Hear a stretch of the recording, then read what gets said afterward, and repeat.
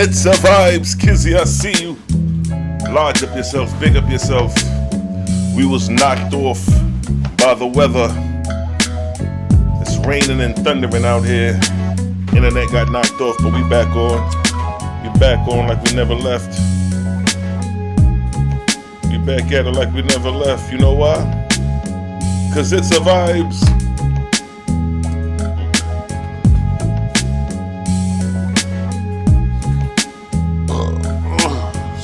Hydrant, yeah. When the herb make you burp, you know it's good. Yeah, we back on, y'all. Chime back in, clock back in. It's raining and thunder over here. Electricity went out, but we back on. Cause it's a vibe. Yes, sister, large up yourself. Kizzy Rock. Yeah. Cause it's a vibes, late night vibes. It's the ghost hour, spooky hour. The hour that the angels and the spirits come out at night. Yes, the midnight hour. The hour of communication.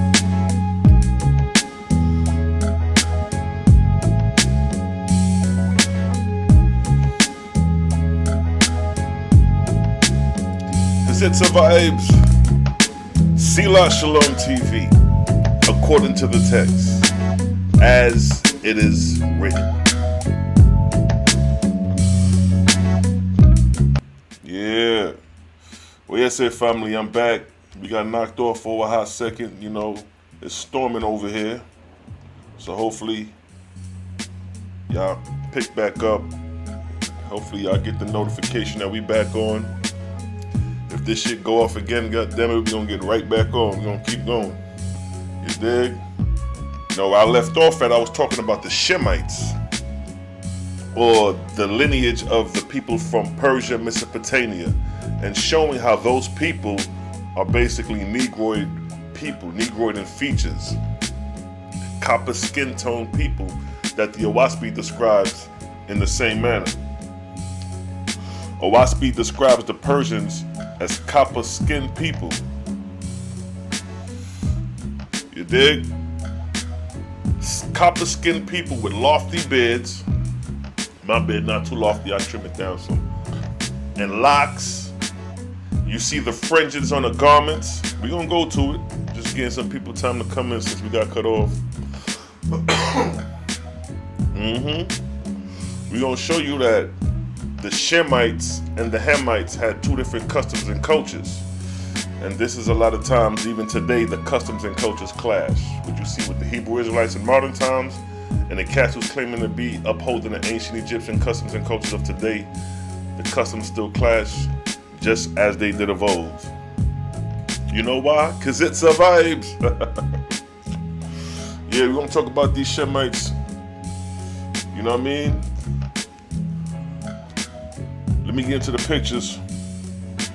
Let me go through the pictures like I was going through before. So here, bang, like I said, here go one of the Persian depictions of how a Persian looked at an antiquity. And as I described earlier, you know, that looked like a brother. Like I said before, that looked like me right there. You know, you just add the locks, and that's me right there. You know what I mean?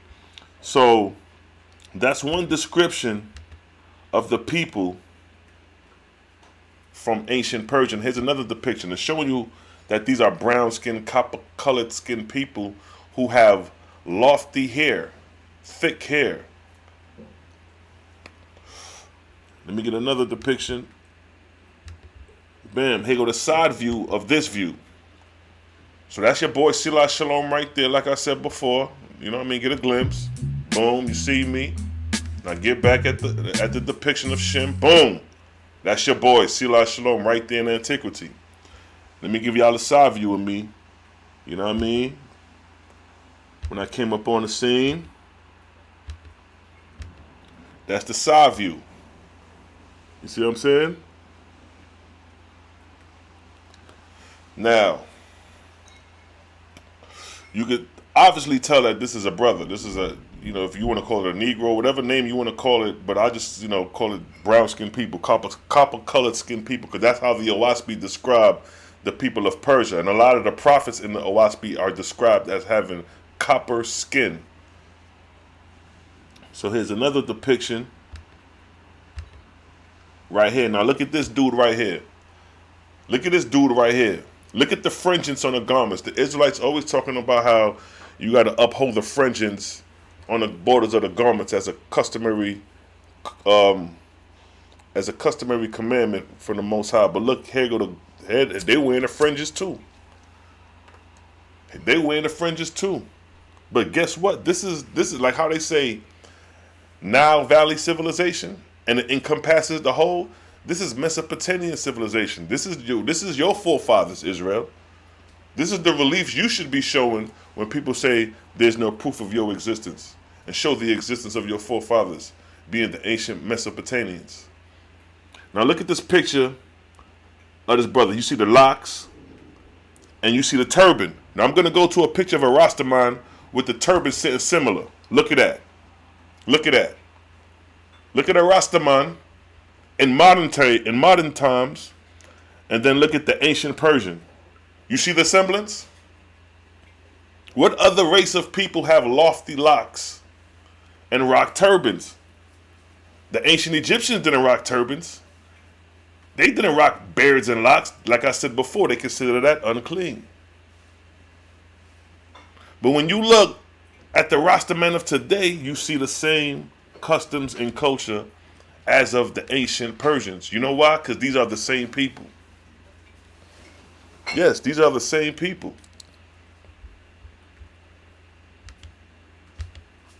Here go another picture of a side view. Look at the features of that. That's a brother. And notice how all these depictions are in copper. The very skin tone that they are in real life. And as I stated before, if you look at the writings are cuneiform. The language of Abraham was cuneiform, not Hebrew, like I was saying before. Abraham was introduced to the Hebrew language when he sojourned into the land of Canaan. Prior to Abraham sojourning into the land of Canaan, it was cuneiform language he would have been exposed to.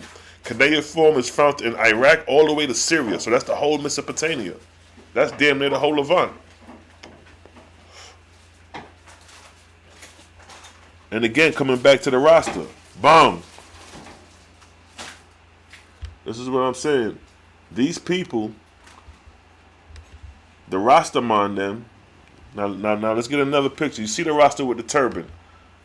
You see how they got the shield on their head. Although that's not a turban on that particular dude's head, but just showing you how they wear the crown. They wear the crown on their head. See that? Now it's another depiction where they got the crown on their head. Not that one. We just came from that one. You see. Now look at the garments. Look at the robes. Look at the garments. Hold on, let me come back to the garments real quick. Where was it?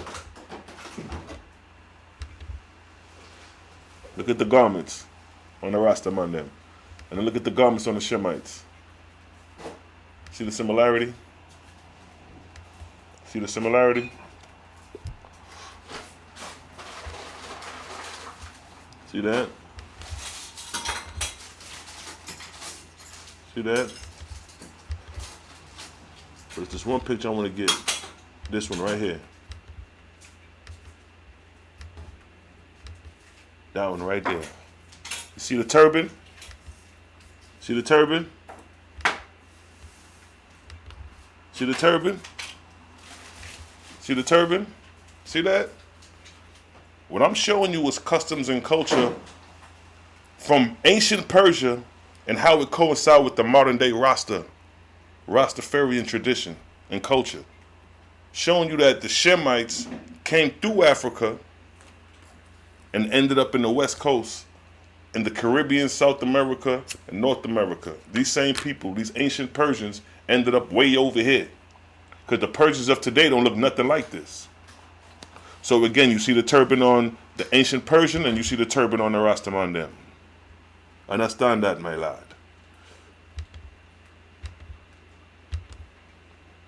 Look at that. Look how the hair's sitting on top of his head.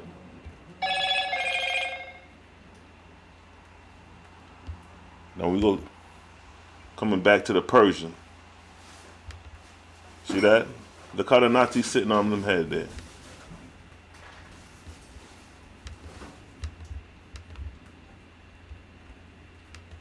See that? See the bundle of hair? So if he was to put that, if he was to wrap that hair up in a bundle, it's no different than his hair. It'll be sitting up, bubbled up like that. So this the ancient Rastaman of antiquity. Same people right here today. Lofty hair and locks.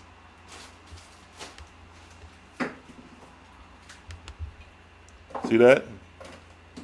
Look at the bubble on top of the head. Now look at the bubble on top of the ancient Persians. See that? You don't see ancient Egyptians looking like this right here? You ain't gonna see no ancient Egyptians with no beards looking like that. But guess what? You see it right there though. You see it right there though. Bam. See that? Look at the beard. Look at the beard. Who rock beards like that? The ancient Egyptians ain't rock beards like that. The only people who rock beards like that is the very people you see right there. The ancient Mesopotamians, the ancient Babylonians, the ancient Assyrians, the ancient Persians. All one and the same people.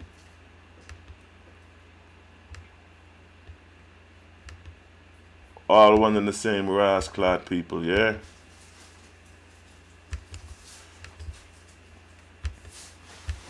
So yeah, showing you the resemblance of the Rasta with the ancient Persians. Look at that. Fierce to look upon. What I read about Abraham the other day, I'm going to come back and read it. It said Abraham had, his skin was copper, fierce to look upon, with a long, lofty beard. Yeah. Who looking like that in antiquity but the Persians? Look at the robes. Look at the garments. Let's go back to the cats with the garments.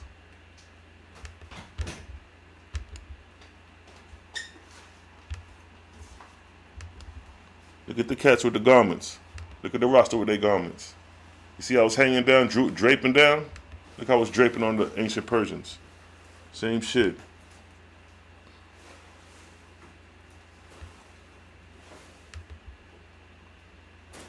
Now look at this picture with the Persians. Like they praying, but look at the writing. The writing is cuneiform. Cuneiform is the writing, not Hebrew. Not the Hebrew language, but the cuneiform.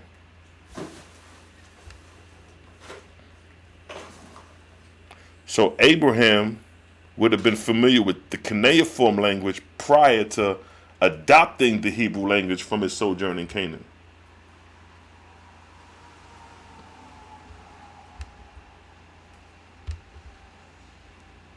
And again, you see the turbans. You see the Persians with the turban or the headdress. And then bam, again, look at this depiction. Look at the locks. Look at the bottom left with the lofty locks. Come back to the Rastaman with the lofty locks.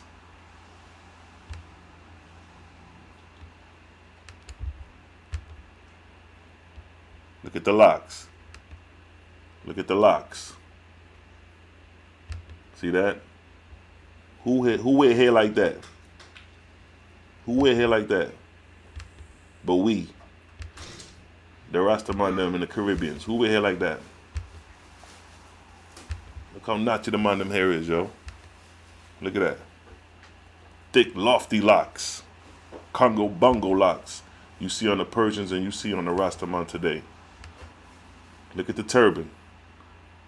Look at the turban. Look at the turban. Look at the beards. See the resemblance? How did these men from way over in Persia In modern times, we find a similar custom with these people. The fringents on the garments, the long lofty robes. Same shit you see with the Rastaman them.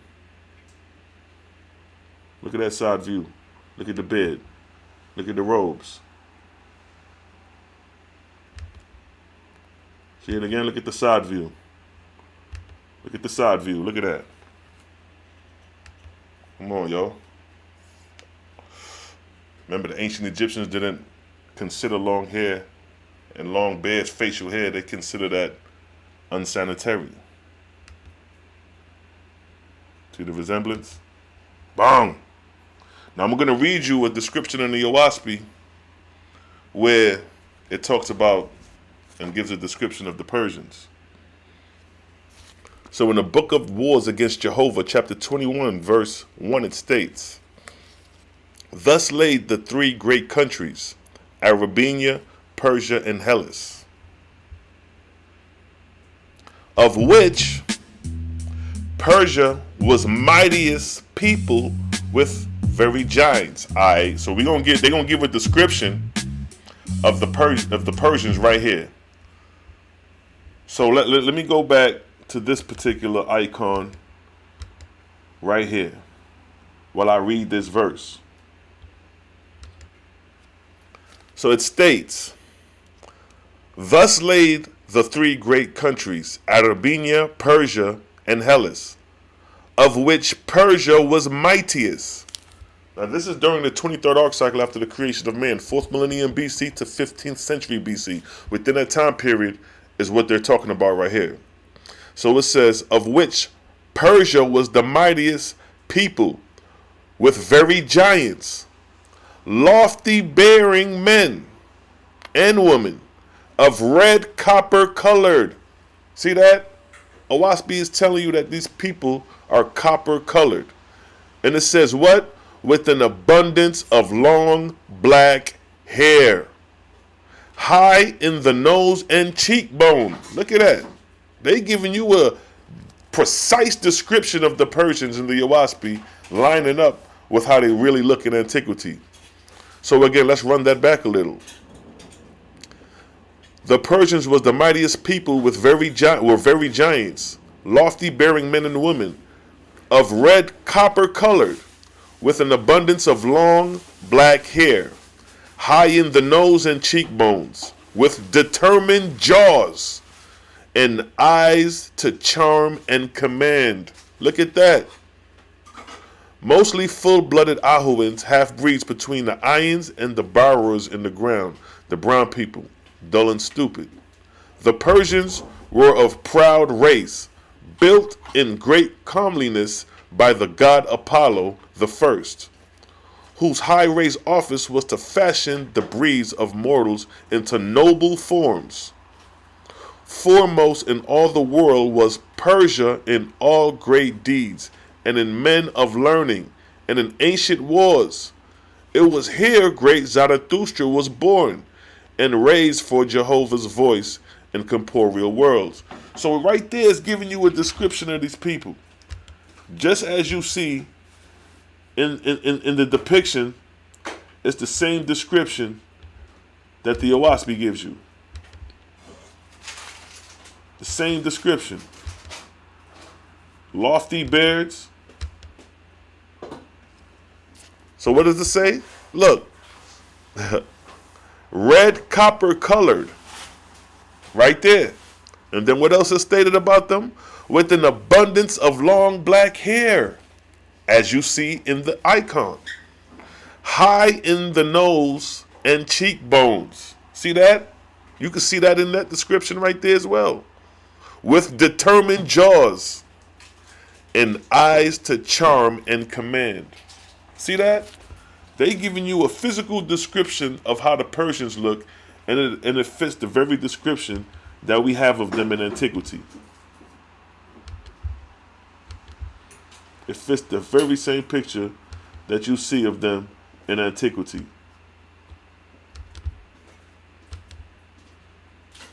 See that?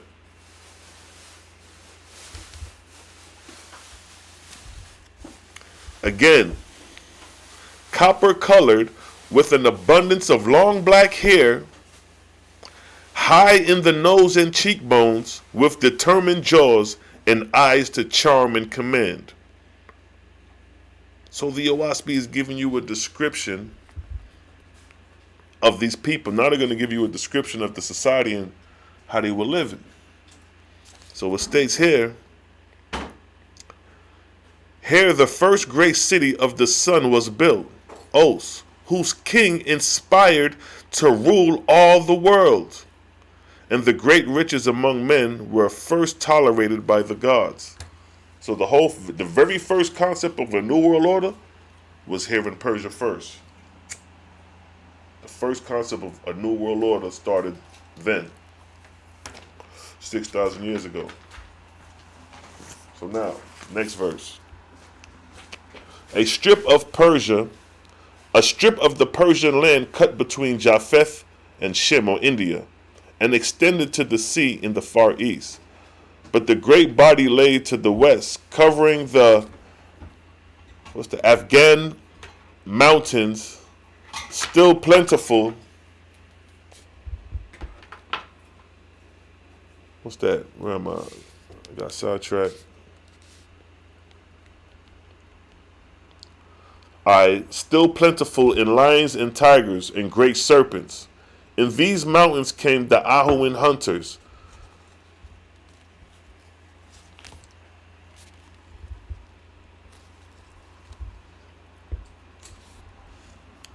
Where we at? Okay, let me run that verse back again. In these mountains came the Ahuan hunters, or that line back. In these mountains came the Ahuan hunters to catch lions and tigers to fight in the games, where men often unarmed went into the arena and fought them with their naked hands, choking them to death before applauding multitudes. So these niggas over here is over here killing lions and shit and tigers with their bare hands. That's to show you how strong and how lofty and these niggas was giants. To do some shit like that, you got to be on some extraterrestrial shit damn near. But nah, these are the things that was going on in antiquity. For these mountains, the hunters supplied the private dens of kings and queens with lions, whose duty was to devour thieves and other prisoners according to mortal law. So back then they had laws where if you was a thief or something, them niggas would feed your ass to the lions. And we see remnants of that with Daniel in the lion's den. That was a customary custom in antiquity for the wealthy, that they was wealthy enough to have a lion and they'll feed your ass to the lion's den if you did some foul shit. So verse 3, and often these traveling hunters dwell with the sacred little people in the wilderness, the Ions, whom Jehovah taught to charm even the great serpents and the savage lions, tigers to be their friends and worship them, and worshippers. So the little people, the sacred Ions, they were good at charming animals. You know how like when you see people, what's that in India when they got the snake and they be playing the flute and the snake be dancing to the flute, they charming them. The Ions, the sacred little people, had the gift of doing that as well. And herefrom sprang a people called the Lycians, who live mostly in the forests, went naked, to whom the Ions taught the secret of charming and secret hand power. Of worship, secret hand power, and taught the secret of charming and secret hand power, who worship Jehovah, owning no man nor God as master, for which the Great Spirit named them shepherd kings. So here's where the shepherd kings comes in at. For they ruled over flocks of goats, which supplied them with milk and butter and cheese and wool for crotch clothing, the only covering they wore. So there was some cats running around in Persia like how they run around in Africa with leaves covering their loins type shit. And these were the shepherd kings. Do not the Israelites talk about the shepherd kings? The ancient Egyptians talk about the Hyksos, the foreign rulers, or the shepherd kings. So the shepherd kings come out of Persia. And they migrated into ancient Egypt. So here it states, These shepherd kings, the Lycians, lived in peace, wandering about making trinkets that they often exchanged with the inhabitants of cities and the agricultural regions. One-fourth of the people of Persia were Lycians, or shepherd kings, and were well guarded by Jehovah's angels. And these were such as deists meant to obsess for future use in terrible wars. But the other three-fourths lived in the fertile regions of Persia, the lands of which were rich in yielding ample harvests. The city were filled with mills and factories and colleges and common schools free for all people to come and learn, and altars and temples of worship, and oracle structures made without windows, so Jehovah's angels could come in Sargos and teach his holy doctrine. Sargos meaning come in person. Besides which were temples and observatories for studying the stars, which were mapped out and named even as their names stand to this day. And next to these were the house of philosophy in all the cities, where great learned men undertook to examine into the things of earth, to learn the character and property thereof, basically science they're talking about here. Whether a fish or worm or stone or ores or iron or silver or gold or copper, they had learned to read its worth and nature. See that? So they basically talking about how these niggas was studying science back then. So this is giving you a detailed description of how the lifestyle of the Persians was 6,000 years ago. And it said, and things dead no longer living on the earth, and of strange stones, of skins and bones of animals. Their houses were filled for benefit of students and visitors. It was these that Darius, the false Lord God, meant to have his armies possess, body and soul, for his own glory. See the nature of these false gods? They see you prospering on earth. Now they want to come inspire you for their own aggrandizement, for their own inspiration and purpose. So again, it says, Darius, the false god, meant to have his armies possess body and soul for his own glory, knowing that by their research in such matters for many generations that they had strayed away from Jehovah. For such is the rule pertaining to all children begotten of the earth. If the father and mother be on the downward road in unbelief, the child will be more so. But if on the upward way to the glory and all light highest, the child will be holier and wiser than his parents.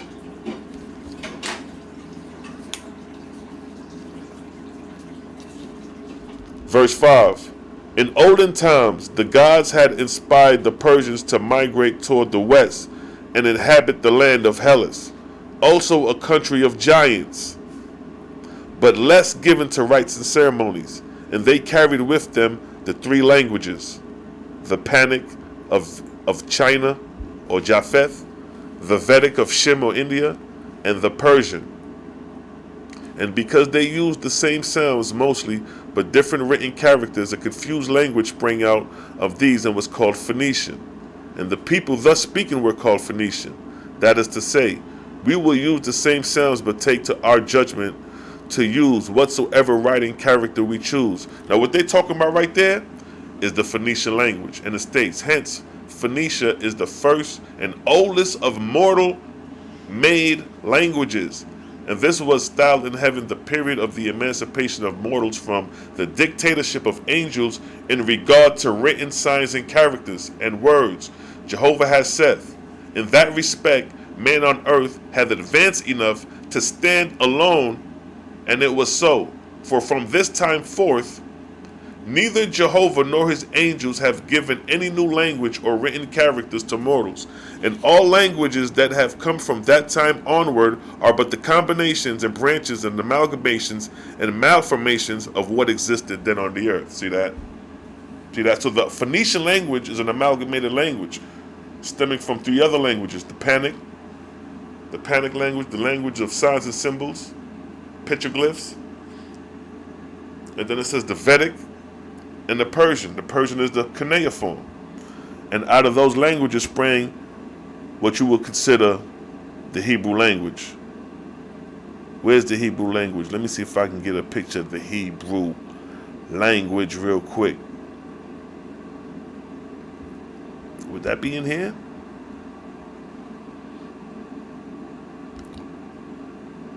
No, that ain't it. But even with this, with the Hebrews going into captivity, the writing is cuneiform. It's not Hebrew on here. Even with that, it's not Hebrew. But I'll have to look for the Hebrew language. Because it's a vibes. But yeah, let me find that real quick. Where would that be at?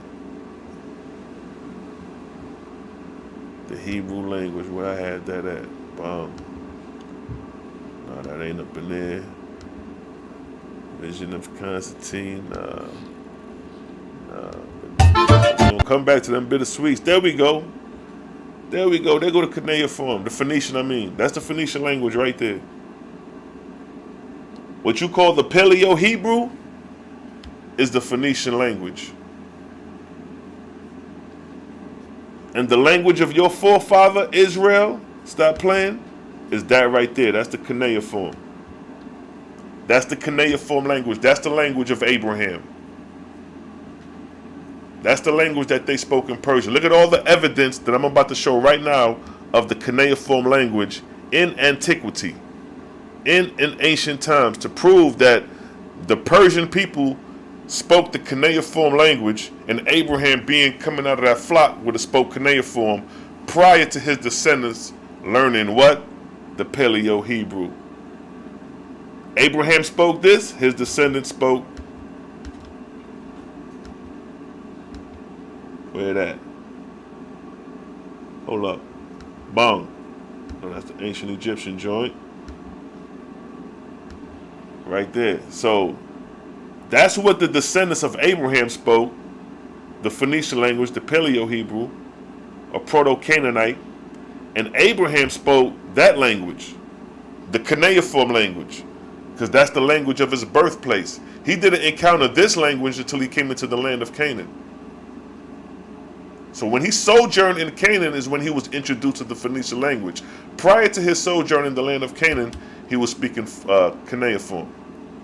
That was his customary language. And to prove that, coming back to the pictures of the Shemites, let me get a picture of where it got the language on the image to show and prove. So with this picture here, if you look at the bottom, matter of fact, let me get a better picture where the dudes is praying, because on that picture it really shows the language.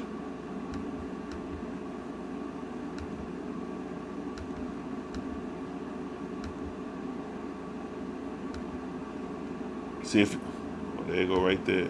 See on this picture right here, look at the language expressed. That's cuneiform. That's cuneiform. That ain't Hebrew. That's this. See that? That is this. If you look closely enough, you'll see the cuneiform written. These are the language of the Shemites, the Persians. No Hebrew. They don't encounter Hebrew until they come into the land of Canaan. Prior to Abraham coming into Canaan, from his sojourn to Ur of Chaldea of Iraq to Syria, all cuneiform. And who are these people? Who do these people resemble? When we look at these people, who they resemble? Your Rasta man them. So just imagine this Rasta man them in antiquity speaking that cuneiform language. It's the same people, bro. It's the same people, because remember, the Kemites ain't wore long locks. Look at the turbans. Look at the turban. Look at the turbans. Look at the lofty locks hanging beneath the turbans. Although these may not necessarily be turbans in the sense of how the Rasta have it here, but I'm just showing you the semblance of the headgear, the headdress, and the lofty beard and locks that you see in antiquity. with the ancient Persians. See that? See that? Look at that dude right there. Look at the Rasta then. Side view. See that? Yeah, yo. That's where this shit be coming from. This is where the Rasta man them come from, yo. Look at that. Fierce to look upon. Look at that. Look at that side view. Look at them locks. Look at them locks. See that? That's what's going on here. You can't get them Rastaman to talk about chopping them locks off. Them gonna chop your head off if you even talk them talk. So just imagine you so engulfed in your culture, and you come into another man's land and they telling you, yo, we don't allow Nati dreadlocks in Kemet. In Kemet, we don't allow Nati dreadlocks. You have to cut them things off your head before you enter the land of ancient Egypt. So that's what I'm Hyksos, them Shepherd Kings. These are the Shepherd Kings right here. That's what I'm vexed and mad up. Like, yo, what you mean, yo? I Rastaman thing, listen, see me, I beat the drum? You talk about me can't enter Kemet, can't enter your land them. And that's how the war started. It was a cultural difference between the Shemites or the Mesopotamians and the Egyptians. Even beefing among themselves, but just using hair as an example to show how the Kemites wasn't accustomed to long hair and locks. They didn't consider that sanitized. They consider that unsanitized.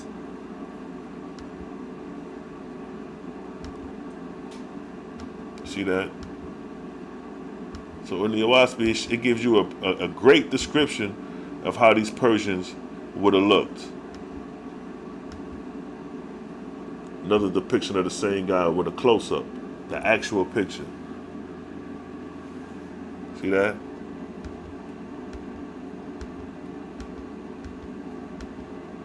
Yeah, yo. These are your Shemites. Look at the locks hanging. Look how the turban is wrapped up. Look how you wrap up the head. See that? Look how you wrap up the turban. Look how you wrap up the turban. Look how you wrap up the turban.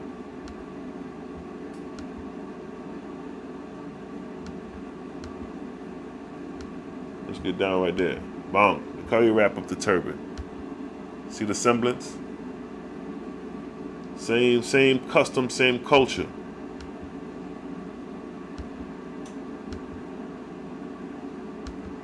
They got the head garments on. See that? And look, if you notice, in most of the Persians, they got the turbans on. Just like the Rastaman, them keep the turbans on their head, yo. And Tickletree, they got their headpieces, their headdress on.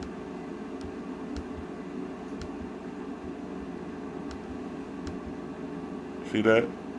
They keep the headpiece on their head, yo. Damn, every picture the Persians got something on their head. Look at that again. Look at the top left. Look at this cat, and then look at the cat in the top left. Bong! The dude looked just like a Rastaman in the top left, yo. A mystic that, yo. That's wild.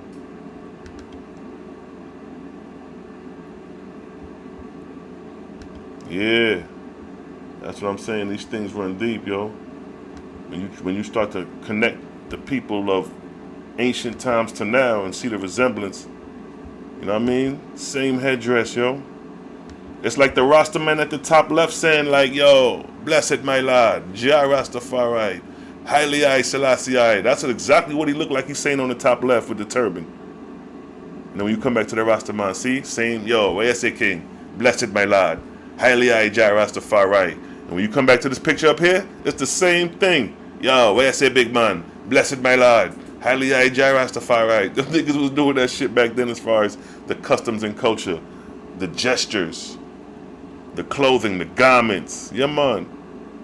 And now to tie it even further, another people who in semblance of ancient Persia, that's further in the east, is the Sadhu. These people right here.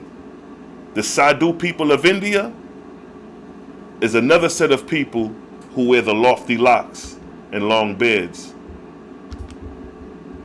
They have the lofty locks and long beards, just like the Rasta man. Just like the Rasta man them. See that? See the Nati? Coming back to Shem. See the Nati? See the dreadlocks? See this dude right here? He like your brother, but he from India. That's a Sadhu. That's a Sadhu Indian. But he looked like a brother. But this is the same people of Shem. See, Shem in the Owaspe extends from India to Iraq, to the Mesopotamia. From Mesopotamia all the way to India is Shem. So that encompasses India, Afghanistan, Pakistan, and Persia and Iraq. All that is Shem. Even as far as damn near Syria. All that is Shem. Same people. Look at that. You would think he's straight from the Caribbeans. But he's straight out of India. He probably don't even know nothing about the goddamn Caribbeans. But that's where he at. That's where he at. He in India. That's a Sadhu. But coming back to the Shemites with the long locks.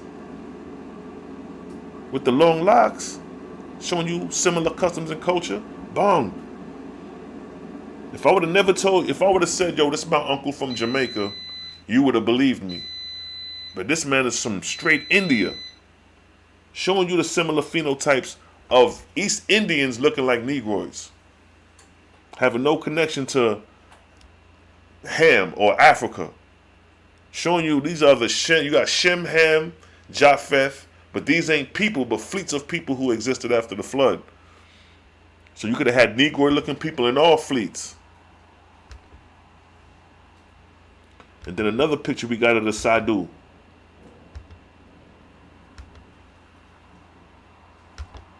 Bong, look at that. See the turban? They got the turban too. They got the lofty beards too.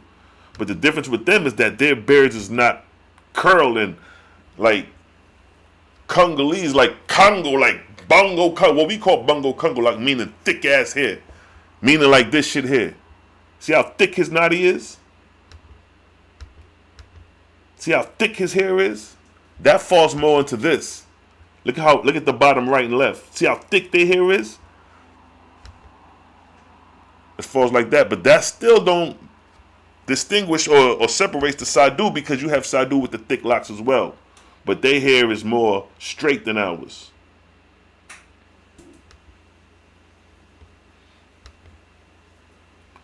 So you got the Sadhu of India with similar customs and features of the Persians, because it's the same people. Look at that. You see the lofty beard, but look at the Rastaman. See the resemblance? See the resemblance? Shem. These are Shemites. These are Far Easterners. When they talk about the wise men that came from the East and shit, these were the people that came from Persia, Afghanistan, India, but ancient times. We talking 6,000 years ago, 3rd century, third millennium, 2nd millennium BC. We talking that time. These are the time periods where you see these people looking like this, which it resembles these people here. They're very youth, man, the Rasta man. See that? See that? Yes, said my Lord, bless up. And then coming back to the Sadhu. They wear the locks, the lofty locks as well. Yes, I. See that? Look how he wrapped the hair up like a turban. Look how he wrapped the hair up. Where the other picture at? Let me get it. When the dude had his hair wrapped up in a bun. See that? Look at that. See that? See that? Boom. Look at the Rasta. This is Caribbean. This is in the western side, the western world, in the Caribbean islands. And this is in the far eastern India. But look at the similarity in culture. And then look at the similarity in antiquity of these same people. So from Persia going east and west, these people migrated. Or if the Sadhu always been in India, to be honest. But in the Caribbean islands, you have a lot of East Indian influence, like curry. Curry comes out of India. You know what I mean? The locks, the whole thing about wearing locks come out of India. Because when the Sadhu used to clean their hair by the riverside, they used to, you know what I mean? The Africans or us, we used to see that. We adopted a lot of East Indian culture, curry. You know what I mean? Like roti and shit like that. Dal curry and them things there. In the Caribbeans, they brought that. You know what I mean? The turban and the locks, they brought that. We adopted it in the Caribbeans. But we them same people, yo. Them same people of antiquity. Look at the man them with them locks tied upon them head. And another thing they brought is the ganja. Yeah, man. Ganja comes from India. Even the word ganja is Indian. They brought that to the Caribbean islands. And then the Rastaman adopted the ganja. See that? Same family tree. Being the descendants of Shem. These are Shemites. See the turban? And then what did the verse say in Owaspe? Let's read with that verse one more time as far as they description physically. How do they physically look? What the verse say? Book of Jehovah, chapter 21, verse 1, where it states, thus laid the three great countries, Arabia, Persia, and Hellas, of which Persia was the mightiest people, with very giants, lofty bearing men and women, of red copper color. See that? Of red copper color. And with an abundance of black hair, high in the nose and cheekbones, with determined jaws and eyes to charm and command. See that? It says high in the nose and cheekbones with determined jaws. See that? Copper color skin tones, abundance of black hair. That's what you're seeing right there. Bong. That's what that is. That's what that is. So what I'm showing you is that these people in antiquity migrated their ass over here as well. The Africans ain't the only niggas who came over here. The Far East Shemites came over in this motherfucker too. So that's what we're on to show you and share with the Idrin. To show you that the Rastaman them is in semblance and in resemblance of the ancient Persians. You dig? Now that's the vibes, yeah? Who in the... Oh, I see you. Apollo, I see you. Nappy, I see you. Oneness, I see you. Castro, I see you. Sharice, I see you. Peace, family. Apollo, I see you. Yes, we back at it. We back at it. Just wanted to share and show with you the customary culture of the ancient Persians with the customary and culture of the modern day, what we consider Rastaman them and the ancient Sadhu of India. Yeah, yo. That shit is crazy when you see the resemblance. Now, you look at me, I'm looking like one of them niggas just shown on the goddamn walls of ancient Persia. Let me put a goddamn turban on my head and shit. You looking just like them. So those were the people that migrated into ancient Egypt. The shepherd kings with the lofty, long locks and the lofty beards. You know what I mean? The Hekakasut in ancient Egypt, foreign rulers. Those were the ones who came in. Those were the ones who came in on the relief wars of 2000 BC, on the relief wars of Khenimhotep II, where it shows them coming in peacefully with their families. 2000 BC. And then they spent 400 years in the land. And by the time 1556 came around was the Exodus. That's the ending of the 23rd arc cycle. The 23rd arc cycle is from 4th millennium BC to 1556 BC or 1553 BC. See that? Bong. That's the length of the 23rd arc cycle. What I just read is this time period. This time period right here is what I just read. The 23rd arc cycle, 3953 BC to 1553 BC. 1553 BC is is during the ending of the Middle Kingdom, which is the time of Moshe Moses, and all in between here, from 59, 53 BC coming on down, all that is during the Old Kingdom, the Old Kingdom of Egypt, the Pyramid Age, the Middle Kingdom. All that time period is within that. What I just read, the description of the Persians, is all within that time period. The rise of mini Khufu and all that is the same time period I'm reading as far as these description with the Persians. So if you notice, if you look at Menes, he don't have no facial hair. Menes is, or Narmer, is the first Egyptian ruler to unite Upper and Lower Kemet 3100 BC. But if you notice, he don't got no feature hair, no facial hair. He don't look nothing like the people we just showed you. And then if you look at Khufu, same thing with him. Khufu clean cut. Coming back to say what I was saying, a lot of the ancient Egyptians, they didn't really rock out with long hair. But if you look at where it say Urukka 3500 BC, that's a Persian. That's somebody from ancient Persia. But look at his beard. Look how long his beard is dripping down, showing you the difference between the customary cultures of the Hamites and the Shemites. See that? Yeah. That's how that works. And then when you go to the, coming back to the gods, or those, these are what I showed you was the real pictures of the Persians. These are just the drawings and the depictions.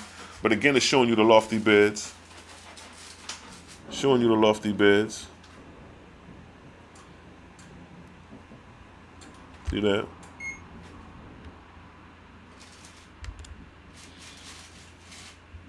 They go Baal punk ass. And now here you got the Egyptian relief, where even if Osiris, he got his little fake beard on, but all these niggas is clean cut in ancient Egypt. In ancient Egypt, them niggas ain't rocking out like this.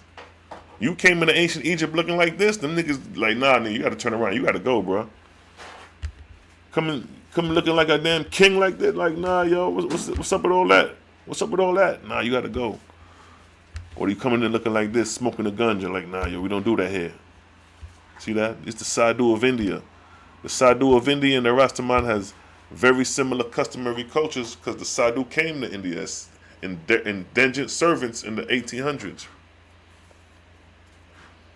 My family be talking about the history of the Caribbeans and how the different nations came to the islands. Like, you know, we came through the transatlantic slave trade but it depends too, because, you know, like, on my mother's side, she's indigenous to the West. She's indigenous, the Arabs and the Arawaks and the natives of the islands that was already there when Columbus and them came. On my mother's side, we descend from that. But on my father's side, he came through the transatlantic slave trade.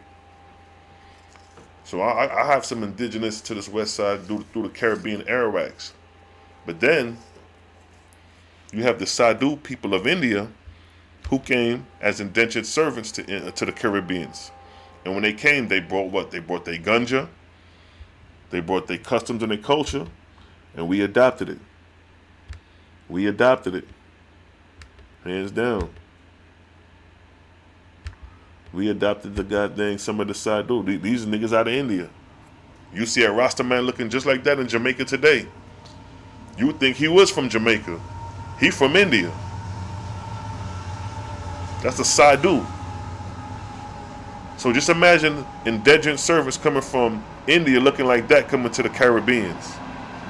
Bringing their ganja, bringing their curry, bringing their foods, and they bringing everything they accustomed with in they from India. So when they came to the Caribbeans, you know what I mean, the Negroes seen that shit and was like, yo, like, what's up with these dudes? You know what I mean? And they adopted, they merged, they amalgamated cultures. So you think this dude right here is part of these cats. You can't really tell the difference. You know what I mean? You can't tell the difference for some of these Rastaman them. Look at that lofty bed. Look at the side shot. See that? So what I'm just showing you, family, is how the ancient Persians that seems nobody could identify today is the same goddamn Negroes sitting in the West right now, in the Caribbeans and even in North America. Because a lot of people in America, a lot of blacks in America got beards that grow just like that. We just, we keep them trimmed in America, but in the Caribbean it's more free, it's more liberated in that sense. Yes, if I roll up a spliff now and vibe out today.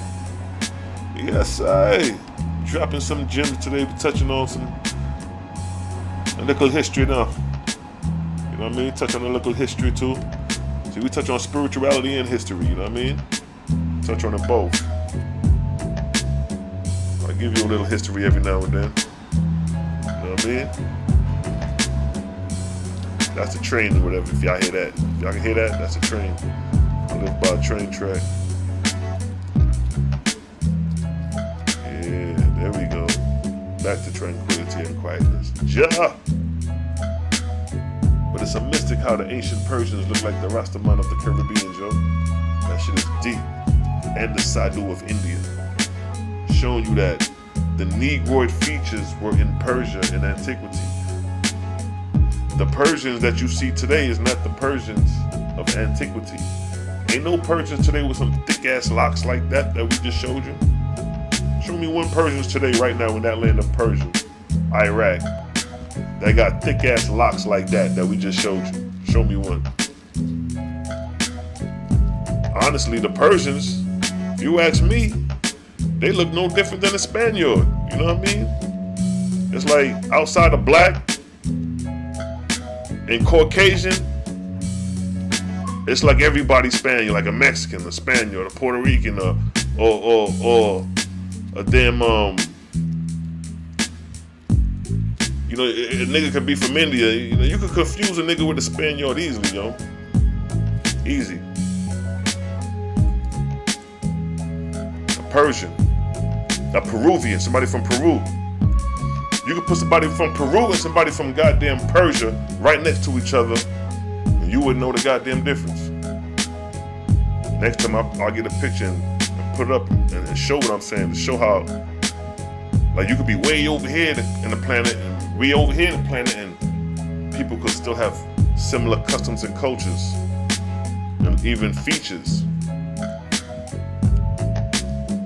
And who's to say migrations ain't take place where families migrated from far regions and the history has been forgotten, so now you got relatives way over here not knowing they migrated here thousands of years ago, and thousands of years later you connecting, trying to connect the dots. You're like, well, how these people got so many customs and culture like ours, but they way over there and they ain't never made no contact with us to even share the customs and culture?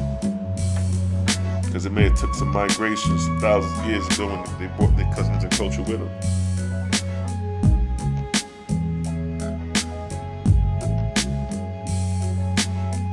Alright, let me see that. Hold up.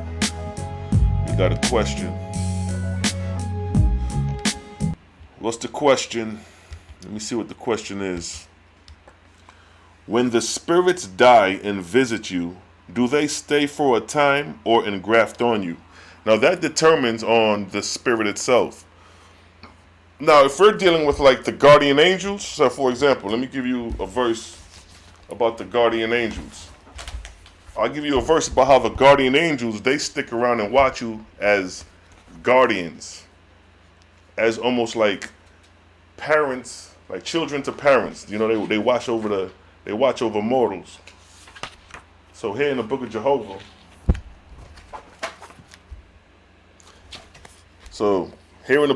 it states, "And the guardian angel shall make a record of every mortal of their grade and his wisdom and good works. And when a mortal dies, his spirit shall be delivered to the angels that receive the spirits of the dead, and the record shall be delivered with them.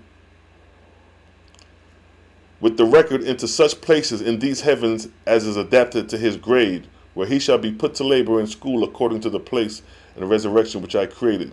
But the key point here in this verse is that the guardian angel shall make a record of every mortal in his grade and his wisdom and good works. So with that being said, the guardian angels, their duty is to be in the mortal presence. Not to engraft on the mortal, but to be in their presence, to observe and record and write down what's going on. So everything you're doing, they just standing there like, not literally standing there, but that's just giving you an idea that their duty as guardian angels is to keep a record and a record. So that's them watching you and being in their presence. Now when they engraft, if they engraft on you, that means that that angel is a drudge, a spirit of darkness. And I'm going to read a verse where it talks about engraftment, as I read before in the book of Judgment, where it talks about angels that engraft themselves, and they're called professional reincarnators. So basically, that's the difference between the two. A guardian angel, or angels, they come and assist, and they do not engraft on themselves. They just use inspiration. And then you got the angels who are low in grade, who engraft themselves on mortals in order to inspire, obsess, possess, depending on the nature of the spirit. So like in the book of Judgment, chapter 4, verse 11, it says, but of such as are below grade 1, spirits that are below grade 1, there are more than 6,000 millions, being mostly such angels as know nothing more than babies, though they were, for the most part, full-grown adults as to earth life. Now here's your question, or here's your answer. It states here, some are fetals, some engrafters, meaning professional reincarnators, who dwell with one mortal during his lifetime and then engraft themselves on another mortal during their lifetime, and so on, calling themselves reincarnated, and in fact, knowing no other higher heaven. So the point of that verse is showing you how spirits can engraft themselves on mortals, and by spirits engrafting themselves on you, they can potentially inspire you, depending on the level of inspiration the spirit has over you or you have over it. You ever heard the term controlling your demons? That term is meaning to say, like, you got to be in control of your demons, meaning your anger, your hate, your temperament. You know what I mean? You can't be out here spazzing out. You got to control that shit. So if you let that rule over you, that means your spirits or those entities is ruling over you more than you ruling them. So, and like I said, these spirits, they exist outside of visible light, so we can't see these things taking place. But every now and then, the spirits could show itself, and we could see themselves visibly. But to answer your question, yeah, they can engraft themselves, and they can, as guardian angels, be there in the present, inspiring you for good or for bad, depending on the nature of the spirit, whether his intentions is righteous or not. You dig? You dig that? We don't want no unrighteousness. And like the way you could determine if somebody has control over their spirit or not is their expression and behavior. Your expression and behavior is the outward manifestation of your spirit. Your expression and behavior is the outward manifestation of your spirit. If you wake up and you mad and angry and you hateful and you just like that every single day, that means you got a spirit on you. A spirit of anger. A spirit of hate. When I say spirit, these are entities that engraft themselves and encourage you and inspire you. Now you are entailed with those entities already on your own person. Like you are born with your own personal anger and hate. But then you have cases where, study cases, like when I do the ghost stories, when I talked about the Amityville Horror, that he said that he was hearing voices to kill people. How many people who have committed genocide said that they heard voices to tell me to kill? So you have that part of the spectrum as well. You have a motherfucker killing people on his own intent, and then you have somebody hearing a motherfucker tell him to go do it. See that? So the spiritual world and its activities are real. Oahspe say you influenced by the spirits of the dead every day and don't even know it. Cause it's a vibes.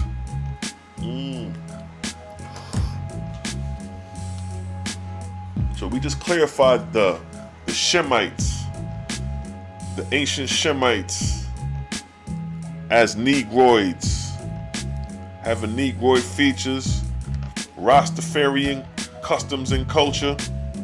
It survives. Yes, family. Until you answer that question, yes, sis. When the spirits die, and do they visit? Some of them can now, like I said, it's like a baby being born. They new into the spirit world. They got to get familiar with it. So not right off the bat, they just going to be going to visit kinfolk because they just entered the world. They're not familiar with the world yet, the spiritual world. They got to get accustomed to it. The same way when we come into this world, we got to grow and develop and get accustomed to our surroundings. And that shit may take years on end.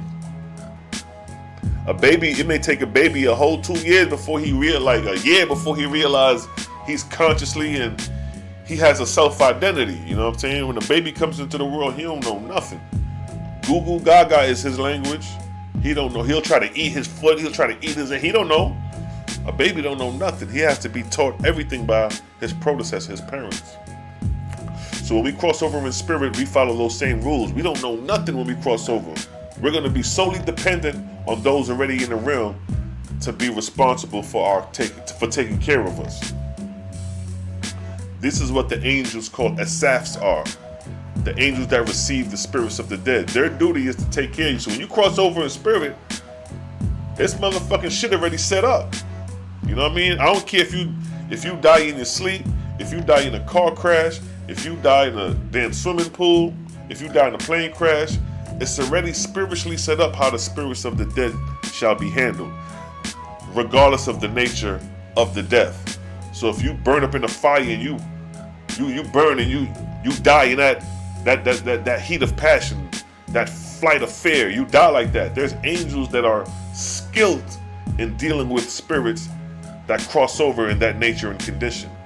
There are angels that are skilled to deal with people who die on the battlefield, and when they cross over in spirit, they're still on the battlefield thinking they warring. Spirits born in chaos, chaotic spirits. There's angels to restore and redeem them. I broke that down in the primary education of the first resurrection, where it talks about being a nurse and how to restore chaotic spirits. See that? The Oahspe talks about restoring and bringing them back and moving them forward. See that? Not cast the niggas in the lake of hell and burn them for eternity. You know what I mean?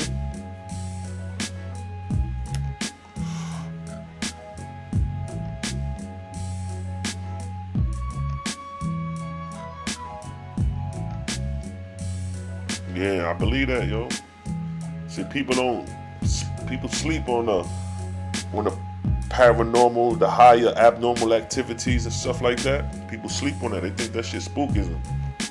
All these people that's dying, what the fuck you think happened to their spirit after they die? You think it's someone, when you lose somebody, oh, they dead, put them in the ground, oh, move on with life. It's a spiritual side to this thing. The personality and trait that person has still exists. Just like you have this physical body is what you call a spiritual body. If you know anyone that ever seen the spirits of the dead, that visibly seen them, they will tell you they looked like how they did when they was alive. See that? So you don't cross over and turn into a spook or a poof of dusk or a cloud. You eventually resemble how you look when you was in spirit. When you was in flesh. See that? Because it survives. So you got to be mindful of the spirits of the dead. You know what I mean? It's the spooky hour now. It's the spooky hour. The angels are out. The angels are out and about right now. It's the hours of communication. Most spirit communication take place at night, in the wee hours of the night. Because that's the line of communication. That's the line of the spirits. The spirits of the dead dwell at night. It's like the opposite in the spiritual world. It's like they nocturnal. It's like when we do in the daytime, they chilling. When the night come, they out moving around while we sleep. That's why most paranormal activities take place at night. Because that's the time the spirits roam. They become known. You have animals that's nocturnal. They don't come out in the daytime. As soon as that night fall, here they come. Here come them nocturnal creatures. So in likeness in the spiritual realm, the spirits of the dead make their communication with the living at night, during the time that the mortal body is at rest. Sleep is the mean of communication with spirit. Let me get a verse where it talk about sleep and how sleep and spirituality and sleep is connected, or the communication of spirit and sleep plays a part. Don't sleep on your dreams. Do not sleep on your dreams thinking that shit is some bullshit, or you just having, wishful thinking. Pay attention to your dreams when you have them, especially if they play a significance. Your dreams could tell you a lot of things. It was the dream that told Joseph and Mary to get the hell up out of the land of Jerusalem and go into Egypt so Herod won't kill him. See that? Dreams play a heavy role with spirituality and spiritual connections. Even in your Bible, it talks about the dreams. Verse 24:13. Let's get a verse where it talks about sleep. Check this out. So for those who think sleep is just some goddamn wishful thinking shit, or just some bullshit, no, sleep plays a part in this shit, yo. If you notice, you can't beat sleep. You can't stop sleep. When sleep comes for you, sleep is a spell. Sleep puts you to sleep. You could probably stay up 2 days, 3 days, 4 days, maybe even 5 days, stay up straight. But when you get tired and sleep come, it knocks your ass out. It's like a spell. It knocks you clean out. Because the purpose of sleep is for your physical body to rest and your spirit to get time to free itself up from communicating in this body. So as the verse states right here, verse 13, this is in the book of Sethantes, Son of Jehovah, chapter 8, verse 13. Let me just get to the verse where it talks about sleep, because it talks about a couple other things prior to the verse, but just to get to the point. It says, Jehovah gave man sleep so that his corporeal bound spirit might see and hear heavenly things. See that? See what Jehovah say? Jehovah gave man sleep so that his corporeal bound spirit, his physical spirit, might see and hear heavenly things. How do you hear and see heavenly things? In your dreams. Your dreams is an abnormal reality that no scientist, no psychiatrist can explain, because it's a spiritual act. It's a spiritual event. So it states, Jehovah gave man sleep so his corporeal bound body, his physical body, spirit, may see and hear heavenly things. But man loadeth his stomach and debauchery on intoxication, smoke, and drunk till his soul is buried in darkness. So a lot of times when we dream and we don't have no visions or nothing like that, is because we are intoxicated with our habits. But through purification, you tap in. That's why it's important to detox and purify the body, purify that pineal gland, purify that pituitary gland, you know what I mean? Secrete carbon so you can have these visions. Because carbon is secreted in melatonin and serotonin. It's carbon based. So if the carbon cell is dehydrated, you ain't going to get them visions. Because carbon plays the role in tapping into the psychedelic or the higher vibrational frequencies. So again, the verse states, Jehovah gave man sleep so that his corporeal bound spirit may hear and see heavenly things. Key point. So sleep was given so your body could rest and your spirit could come out and behold spiritual things. So when you dreaming and you having dreams, them shit just ain't no. Your asses could be going in the actual heavenly realms and participating thinking it's just some shit you just wishful thinking. I remember I was in a dream one time. I had a dream, right? No crazy dream, but the dream was I was on the street corner with my back on the wall, and other people was on the wall this way and other people was on the wall that way. And you know, I'm just standing there like just on the block type shit. And a dude walked up to me, a white dude. A white dude in my dream walked up. He was coming from this way. Then he walked right in front of me and looked me dead in my eye. And he kind of looked like the dude from Training Day, with Denzel Washington, Training Day, who Denzel Washington was training. He had a look like that. So I'm in the dream, just talking to the nigga to me and talking to the, like, I'm trying to communicate, but I noticed in the dream, like, I'm trying to communicate with this dude, but he ain't communicating with somebody else, like he ain't hearing me. And the same thing over here. I'm like, yo, you know what I mean? But the dude ain't hearing me. Like, they ain't their own communication. So it's like, they ain't hearing me. It's almost like I'm not even there. So the white guy, I just see him walking from this way. He stops in front of me, turns this way, looks at me, and then he does this. He takes his finger and go like this. And I'm like, what the fuck? And I woke up out my dream. I woke up out my dream when the niggas start doing this. That shit is sensitive right there. That shit tickles. So basically, what I concluded from the dream was like, the nigga knew I was in the realm and ain't supposed to be there. So he said, nigga, let me get you up out of here. I know a little trick. Boom. As soon as the nigga started, I woke up out the dream. Like the motherfucker tickled me back out, this motherfucker. And I just felt that shit strange. I'm like, damn, how the fuck this nigga out of all the people, he just walked up out of nowhere and just looked me dead in my face and just did that to my neck, and I woke the fuck up. So it be some wild shit in dreams, yo, where you got to pay attention to some things, because your ass could be tapping the spiritual realms and could be in the realm, and you just thinking it's just some bullshit, not knowing that your ass done tap the fuck in. And keep in mind, the spirit vibrates outside of visible light. Coming back to the electromagnetic spectrum. Like I said, this ain't spookism, this is science. So let me bring it back to the science for anybody thinking it's spookism. Right here. So when you sleep, your spirit comes out of your body and you go into the realm outside of visible light.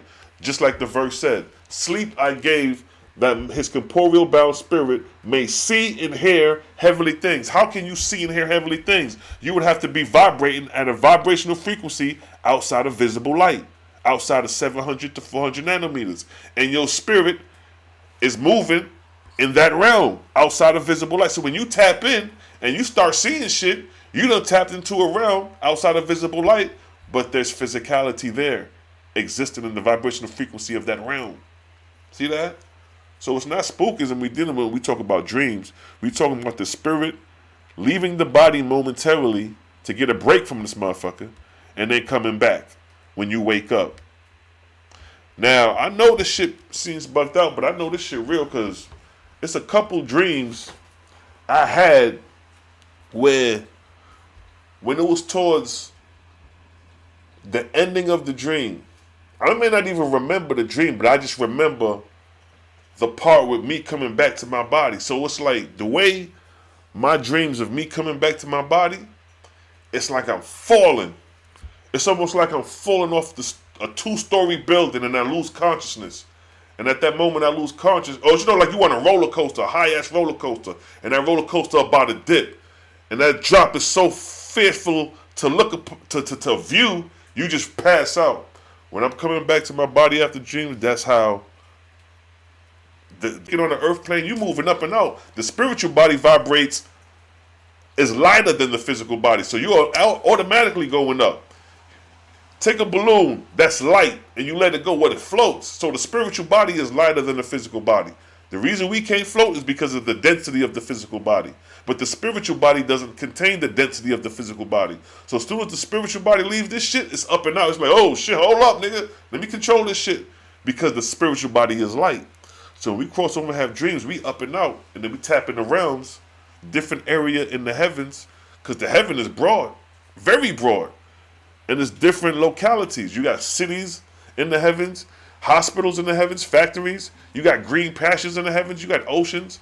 You know what I mean? Oahspe describes all these things. And then it describes how it can create subjective realities. You know what I mean? Simulations like in the Matrix. It could create simulated worlds. So you got fake worlds it could create and put you in a dream to test you. Test you with a simulation.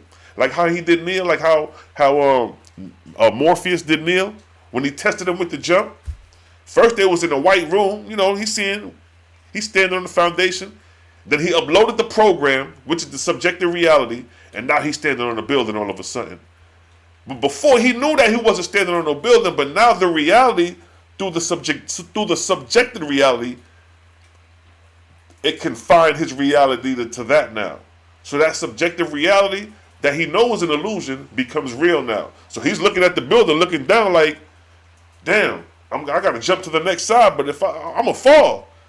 That subjective reality has now become his reality because he allowed the parameter and rules to dictate his judgment. That's why Morpheus said, free your mind, because Morpheus knew the shit wasn't real, so he was free to do his thing. But Neo got caught in the density of got caught up in third density. He got caught up in the matrix of the simulation of the subjective reality that was a program for his learning. So dreams can be created in that same manner. They create scenarios for your spirit to play out in to see how you do. These are lessons for the angels and tests for the spirits of men in sleep. See that? Niggas ain't talking about that. Niggas ain't going deep like that. But the Oahspe talk about subjective realities. So these are subjective worlds that are created, dream-like worlds for your ass to practice in. So every night you sleep, it's like you practicing in the spirit world. So when you have your final transition, nigga, you here now. Ain't no more going back, waking up to the physical body. You here now. Get used to it. In the book of Fragapati, it talks about the subjective realities. I read that many times. How they create subjective realities for the spirits of the dead to comprehend or restore them from unconsciousness or destitute. Because like the Oahspe say, you can live a full-grown life and cross over in spirit and be as destitute as a baby like you never existed. You got to be remembered that you had a physical life. You know what I mean? You got that part of it too. So it's so many variables with the spiritual world. So Owaspe gives you the foundation, and then it gives you scenarios to see how the variables play out. So there is no set foundational rules. It's based off the conditions that man is at the time. Right now, like right now, like 2,000, 4,000 years ago would not benefit us today.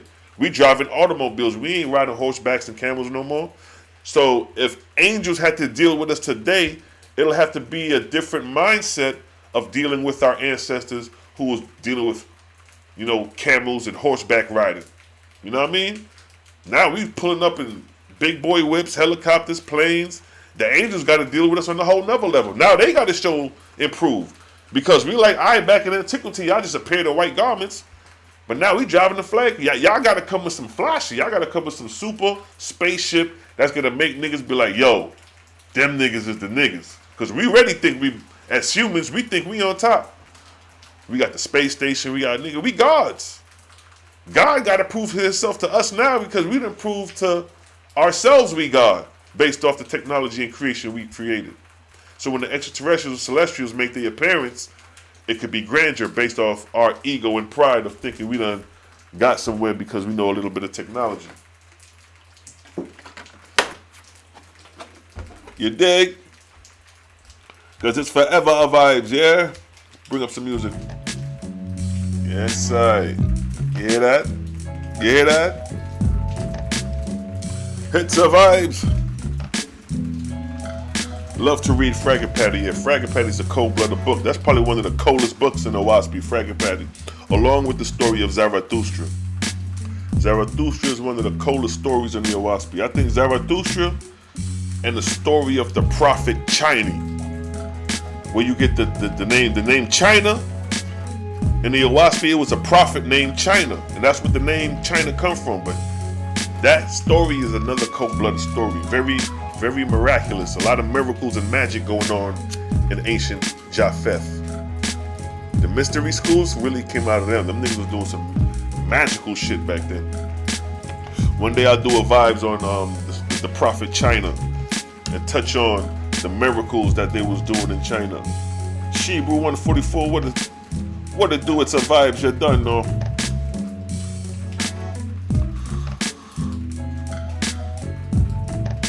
GMS said it's the witching hour.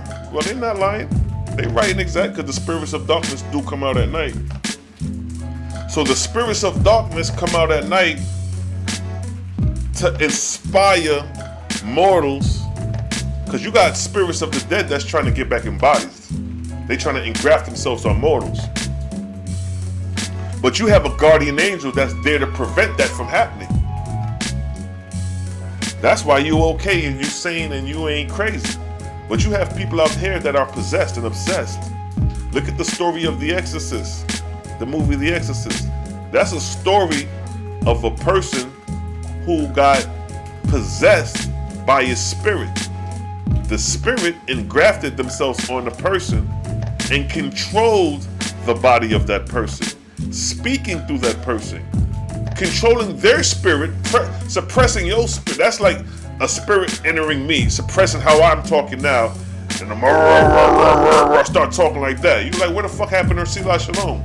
Like, where his spirit go? They could suppress your shit and speak through you. You know what I mean? And hold your spirit hostage while they talking through your body. That's what engrafted spirits could do if they get a hold of your ass. That's why every mortal has a guardian angel. That's why the Oahspe states about the guardian angels, the importance of the guardian angels.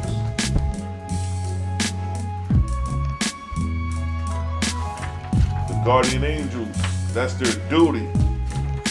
It's like your brothers and your sisters and your uncles. They guard and guide.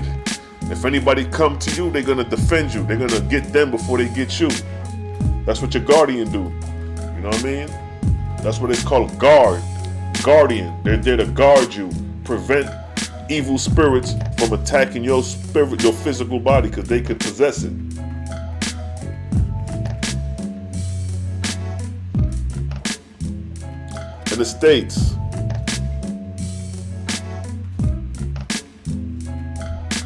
And it states, the guardian angels,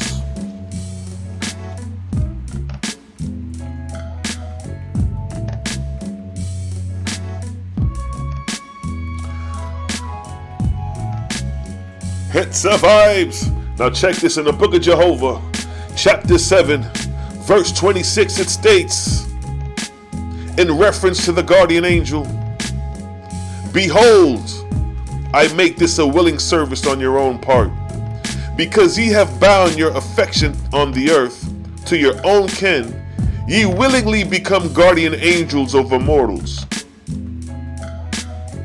Yet I made not a separate law unto you. As it is with you, so shall it be with the spirits of these mortals when they are born in the spirit world. They also desire to become guardians over mortals, over their mortal kins. See that? See that? Therefore, such of you as appointed by my God and my lords as guardians over mortals shall be called Ashars. See? For every human being, there is an appointed guardian angel appointed by God through the Lord God, through Lord. For every human being. So let's just say if there's 8 billion people on the planet, there's 8 billion guardian angels over each one of those human beings. Now, this is just the foundational, rudimentary explanation of guardianship that I'm explaining. It gets more advanced than what I'm explaining. I'm just showing you that each individual has a guardian angel. Now, your guardian angel could be good and inspire you to righteousness and good works, or your guardian angel could inspire you to evil and destruction, warfare and death. That's how you know the inspiration that is attached on you, based off your expression, your characteristics and behavior and your desires. And each individual, you see that, and that's how you can determine the nature of each individual spirit that dwells in every human being. So if you see somebody coming mean-mugging you with the grip, looking like he about to do something to you, like, all right, this nigga look like he evil. He got bad intentions. Let me cross the street to avoid that situation. You're using what you see in him, what's in him, his spirit, to determine if he's moving righteously or unrighteously. And that's just based off his movement. How he moving, how he walking, how his eyes looking. Is he frowning or is he smiling? Is it peace, my brother? Or is it like, nigga, what? See that? That's the nature of the spirits expressed. And that's how we can determine, all right, this nigga, he off. How many times we say, yo, this nigga off? Yo, son off. I ain't fucking with that nigga, he off. That nigga. So basically, what we don't even know is that spirits is moving through in and out motherfuckers every day. You wake up happy, you hit the streets, now your spirit done changed because you done encountered so many different personalities, behaviors, characteristics. Nigga walk past you, mean mug you, now you're, fuck he looking at me like that for? Now you let that rub off on you. In the unseen realm, the spirits is just moving and grafting, moving like the story of the movie The Fallen with Denzel Washington. How Azazel was just moving from body to body. That's how these spirits move. Owaspe is just making you aware of these things so you can be conscious and fortify and guard yourself against evil. On the whole, this is advanced evil. So again, it states, therefore, such of you as are appointed by my God and his lords as guardians over mortals shall be called Ashars. And ye shall report to your respective lords, according to the section of the earth where ye may be. Of many watts shall be the guardian angels. So the Owaspe shows you that every mortal has a guardian angel. And then the guardian angel works with another angel called the Asafs. And those angels receive the spirits of the dead. So it's like the doctor and the nurse. The guardian angel and the angel that receive the spirits of the dead, they work together. So at your time of death, they can be like, all right, this is his record, this is his grade, here you go.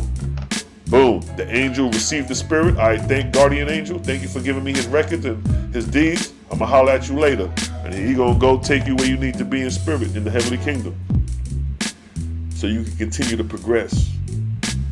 And then it states here, And the guardian angel shall make a record of every mortal of the grade of his wisdom and good works.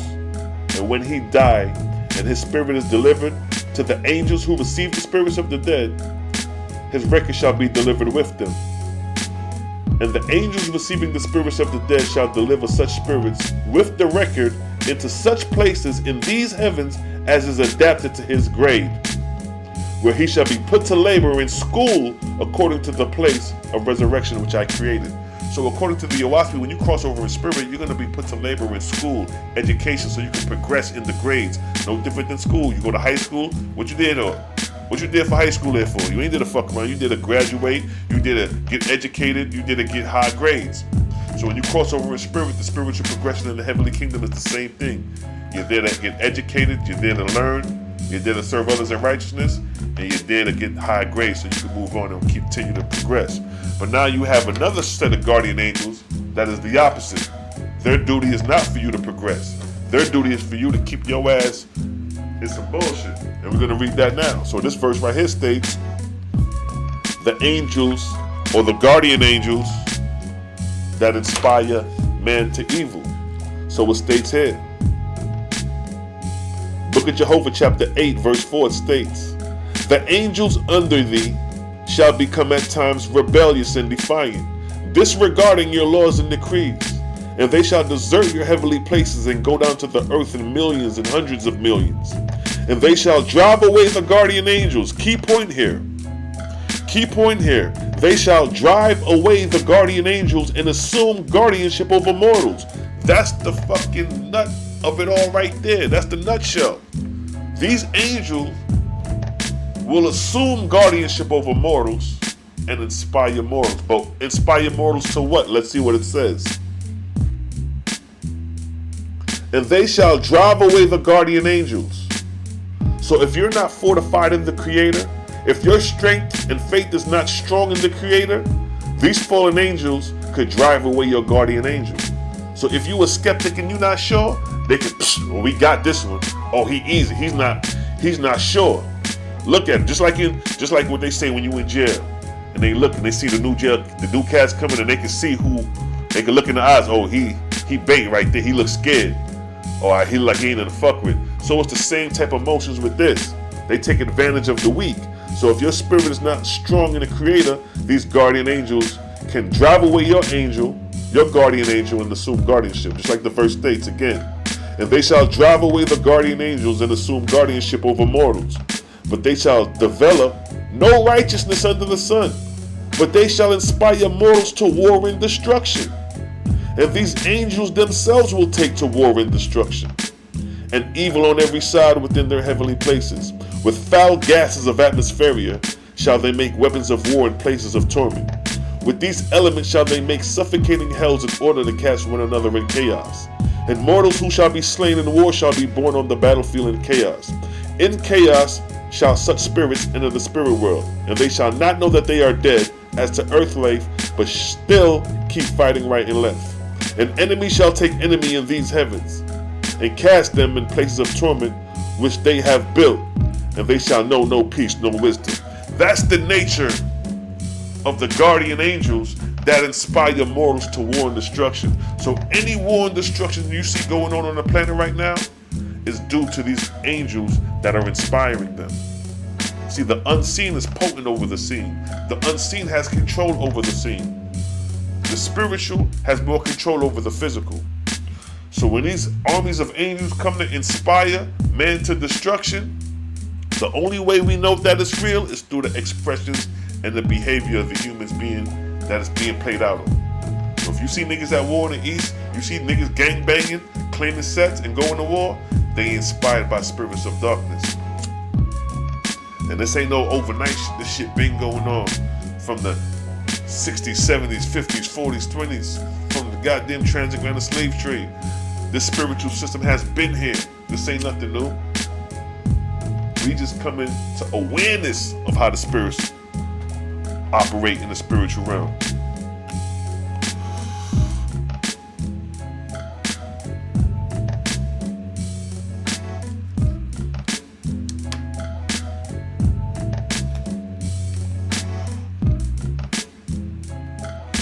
Now you raised the question, what happens when a person commits suicide? Now,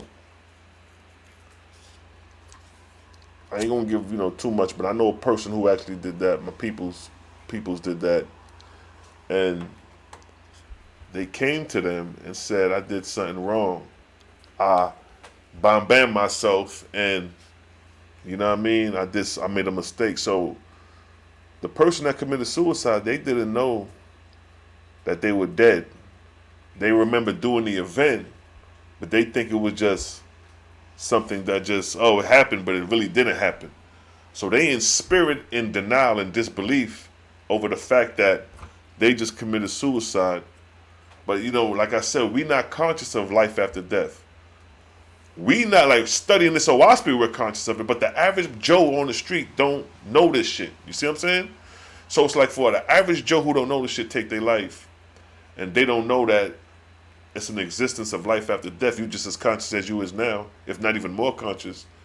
They'll be in denial because they thinking death, and then they just sleep, and then you just blot out of existence, but not knowing that you have a spiritual body and you exist after death. So it's a shocker to the individual. It depends on the individual spirit. See, there is no set code to how the spirit will react when it's time to cross over in spirit.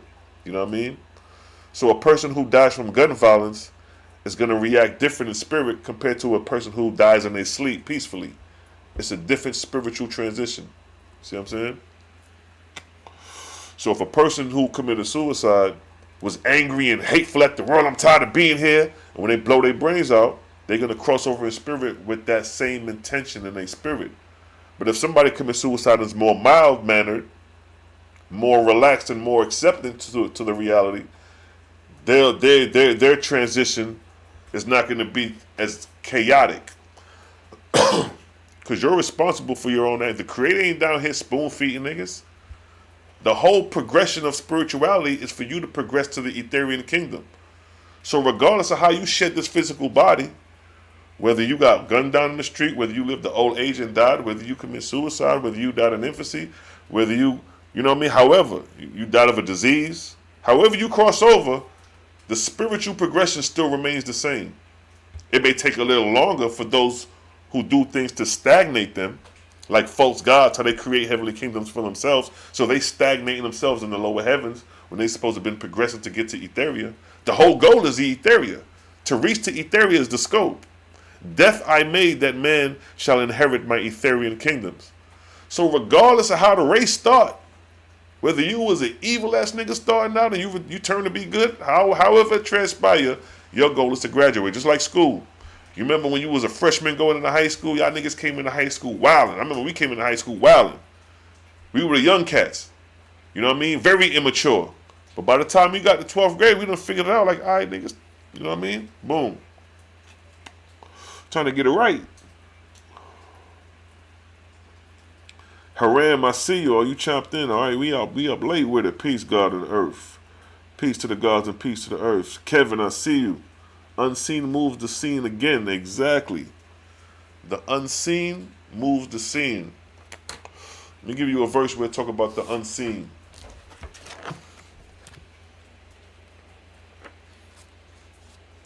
The unseen. I remember we had a song called The Unseen. That shit was crazy. I wish I could get the materials back. But check it. The Oahspe just gives you a parallel. The as above, so below. Just so you could comprehend the spirituality. It states in the book of Jehovah, chapter 4, verse 3. In all the universe have I made the unseen to rule over the seen. Let the formation of the clouds stand in the view of man on earth, that he may bear witness to the manner of the unseen becoming seen. So the cloud is an example of the unseen becoming seen, because if you ever seen clouds, they come from the unseen to become seen clouds, and then from clouds they become unseen again. So he's saying the clouds is an example of the unseen becoming visible and tangible to the senses of man. So again, it states, in all the universe have I made the unseen to rule the seen. So that's basically saying I have made the spirit to rule over the flesh, in layman terms, on the anatomy level. And on the physical spirit, on a planetary level, the unseen is the vortex and the seen is the celestial body, the physical sun, moon, or star. You cannot have a sun, moon, and star without a vortex, and the vortex is unseen.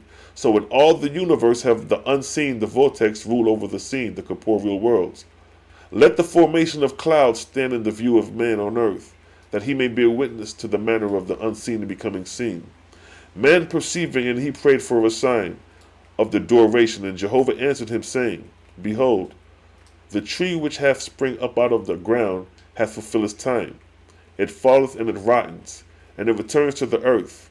But lo, the wind, which thou seest not, never cease to blow. Even so is the comparative duration of all things.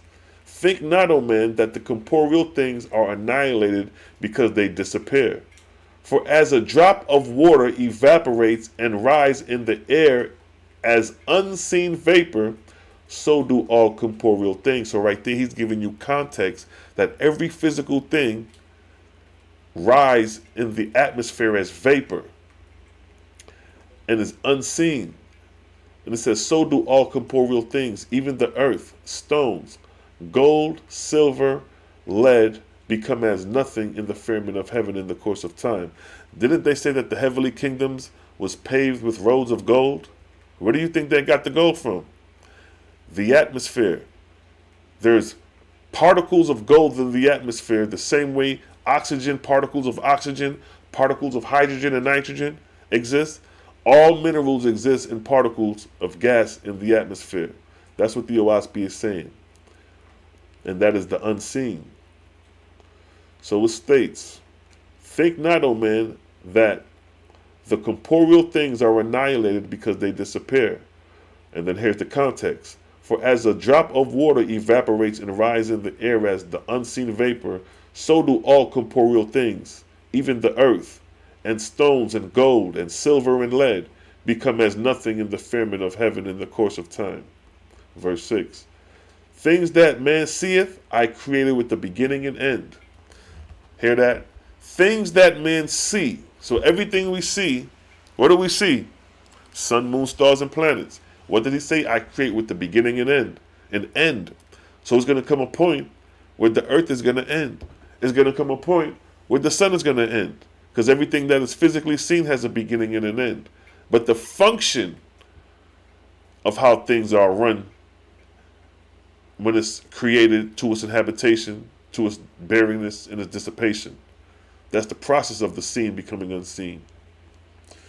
So it states, things that man see created I with the beginning and end, but the unseen I made of endless duration. The physical man, or the corporeal man, made I belong to the seen, but the spiritual man made I as one within the unseen and everlasting. Now, like I said, what I'm reading you right here is not spookism, because the physical man and the spiritual man is basically talking about vibrational frequencies. The vibrational frequencies of the physical man is 400 to 700 nanometers. That's visible light. The vibrational frequencies of the unseen man is 300 nanometers on down and 800 nanometers on up is the unseen outside of visible light. So now when it states, things that man see created I with the beginning and end. The beginning and end is the 700 to 400 nanometers. That's the spectrum. That's the beginning and ending of visible light. Outside of that, you cannot see. So it states again, things that man see created I with the beginning and end. But the unseen I made of endless duration. The corporeal man, the physical man, made I belonging to the seen. But the spiritual man made I as one within the unseen and everlasting. So the unseen and everlasting is outside of visible light. But the durations continue to expand even outside of those frequencies. Verse 7. The corporeal man made I belonging to the seen, but the spiritual man made I as one within the unseen and everlasting. Verse 8. As the physical man beholds physical things, so does the spiritual man follow up the evaporated corporeal entities of things. As the corporeal things are tangible to the corporeans, so is spiritual things tangible to the spirits of the dead. So it's showing you the semblance of spiritual and physical having a resemblance. But the spiritual is of endless duration. But the physical has a beginning and end. It has a limit. And then it states here, verse 9, here's context. As I cause water to rise upward as vapor and take a place in the air above, let it be a sign and testimony of other places in the firmament where dwell the spirits of the lower heavens. So with that, they're talking about bam. They're talking about the heavenly plateaus here. Boom. So let's read that verse again. What it states. As I cause water to rise upward as vapor and take a place in the air above, let it be a sign and testimony of other places in the atmosphere where dwell the spirits of the lower heavens. See that? He said, so let me get the grades. The 3 heavenly plateaus. Let me get that. Boom. So again, read that. As I made a limit to the ascent of clouds, so made I a limit to the place of the different kinds of substance in the atmosphere, the more subtle and potent to the extreme, and the more dense and impotent near the earth. According to the conditions of these different plateaus and atmospheria, whether they be near the earth or high above, so shall the spirit of man take its place in the first heaven. See that? What's the first heaven? Let's show you the first heaven. That's the first heaven. The first heaven literally rests on the earth. So again it states, according to the conditions of these different plateaus and atmospheria, whether they be near the earth or high above, so shall the spirit of man take his place in the first heaven, according to his diet, desire, and behavior. So shall he dwell in spirit on the plateau to which he hath adapted to himself. See that? So the Oahspe is showing you spiritually that when you cross over, your spirit is designed to progress in the atmospheric layers above us. So standing on earth, looking up, it's like we at the bottom of the ocean. We like crabs at the bottom of the ocean looking up at the top of the water. And outside the water is a whole nother existence. So that's like the bottom of the ocean. It's like we at the bottom of the ocean. Bottom of the earth. We at the playing ground. This is the foundation. This is the lowest. And then upward, as we look up, we think that's the sky of barrenness, not knowing that these are plateaus spiritually that we're going to progress to. It's just outside of visible light. We can't see it. Those spiritual plateaus.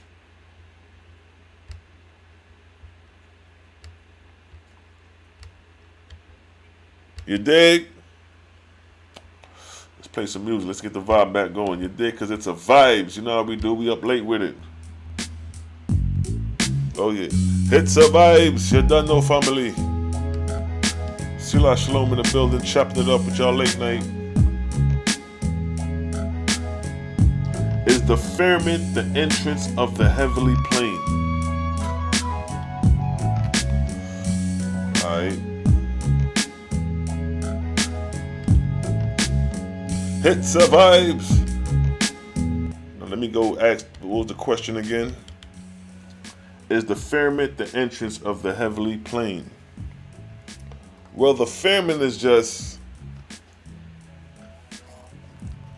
the sky. Now to put it in so let's make it make sense then. So if you look at the atmosphere has different layers. You got the stratosphere, the mesosphere, you know what I mean? You got the exosphere. Now each sphere is a plane within this. It has a limitation to each realm. So you're not going to find the exosphere mixed up in the mesosphere. It's different densities and different vibrational frequencies that won't allow them to elapse each other. So the question was, do they have entrances? Yes. But in order to have the key to those entrances, you have to be an angel that knows how to come through these vortex. Like the Etherian angels, when they come through, it says how they border at Shinvat, somewhat beyond the moon. That's like a bridge, like a bordering dock. You know what I mean? So there are entrances. You just like we just can't fly off the planet. We just can't go to Etheria as corporeal beings, because it's levels of density that's gonna compress this physical body to where it'll implode or explode us, because the physical body is not designed to move at a vibrational frequency outside of the density that it's in. But to answer your questions, yes. Yes, the Owaspe talks about when these ships come and how they dock. You know what I mean? They dock their ships like a ship that docks at a port. All that, you know what I mean? It's deep. Hits of vibes. How many Ashars do we have? How many guardian angels do we have? Well, now, it depends, but just dealing with the basic foundation of how the heavenly kingdom runs, each person is given a guardian angel. So you have one guardian angel, but that guardian angel may switch up watch, meaning to say there's 24 hours in a day, right? So instead of one guardian angel watching you for a whole 24 hours, they may switch watch. So let's break it down simple. 24 hours a day, 12 hours is broken down to 2 halves. So you may have 2 guardian angels on shift. The first guardian angel watches your ass for 12 hours. All right, my nigga, I'm clocking out. Time for you to clock in. Bam, the next angel comes in and he watches over you for the next 12 hours. And you'll notice you may have different inspiration at different times of the day. And that could very be due to the guardian angel. You know what I mean? Just drawing awareness to that factor. Bringing awareness to that factor. So you could be, you know what I mean? That's the basic foundation of guardianship as far as a guardian angel watching over you. But then the Owaspe talks about how a lot of angels, plentiful angels could, you know what I mean, inspire you, engraft on you.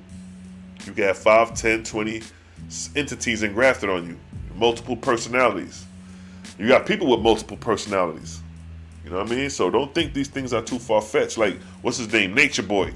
When Nature Boy was on Sound Out of TV, you seen it right there. You seen the possession right. He could have been acting the goddamn fool. To me, he's a what they call that shit? Narcissistic, whatever they call that word and shit. But if you just want to play on the fact that he's playing multiple personalities, you have entities moving through him, he probably don't even know it. He thinking he doing some high spiritual shit, opening his spiritual body for these entities to enter in. See, they don't know how to guard themselves against these entities from taking possessions of them. Because when Nature Boy was talking that day on Starnetta, the nigga was talking crazy. The nigga was talking out of his mind. And 1 minute he's talking some more crazy shit like next minute he's smoking and talking regular. Next minute he's telling another nigga to shut the fuck up. All these different personality traits moving through these spirits.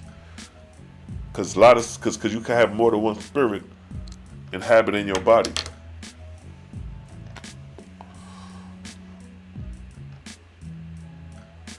Once you pass, can you meet your loved ones on the other side? Most definitely.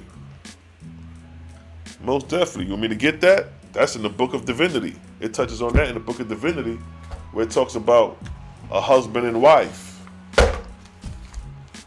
And if they cross over, what of they? See, Owaspe don't leave nothing unturned. You notice every question damn near Owaspe got an answer for it.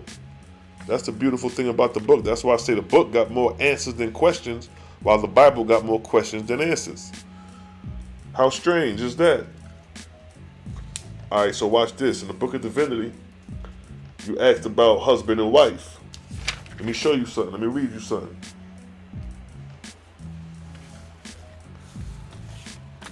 Because it's a vibes. Let me read you something. Where's something? Let me find it real quick. The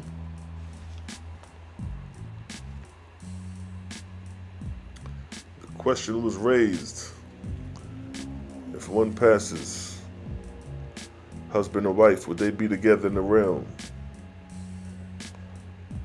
Well, we're going to read it right here once I find the verse. Once I find the verse, man, I read it. But until then, let me let the music play up a little bit, you know? Come on, let me bring that up there, yeah. My vibes out to them. All right, now let me find that one for you right quick, sis. I'm answering questions right now. And I found it. All right, boom, check it. In the Book of Divinity, chapter 3.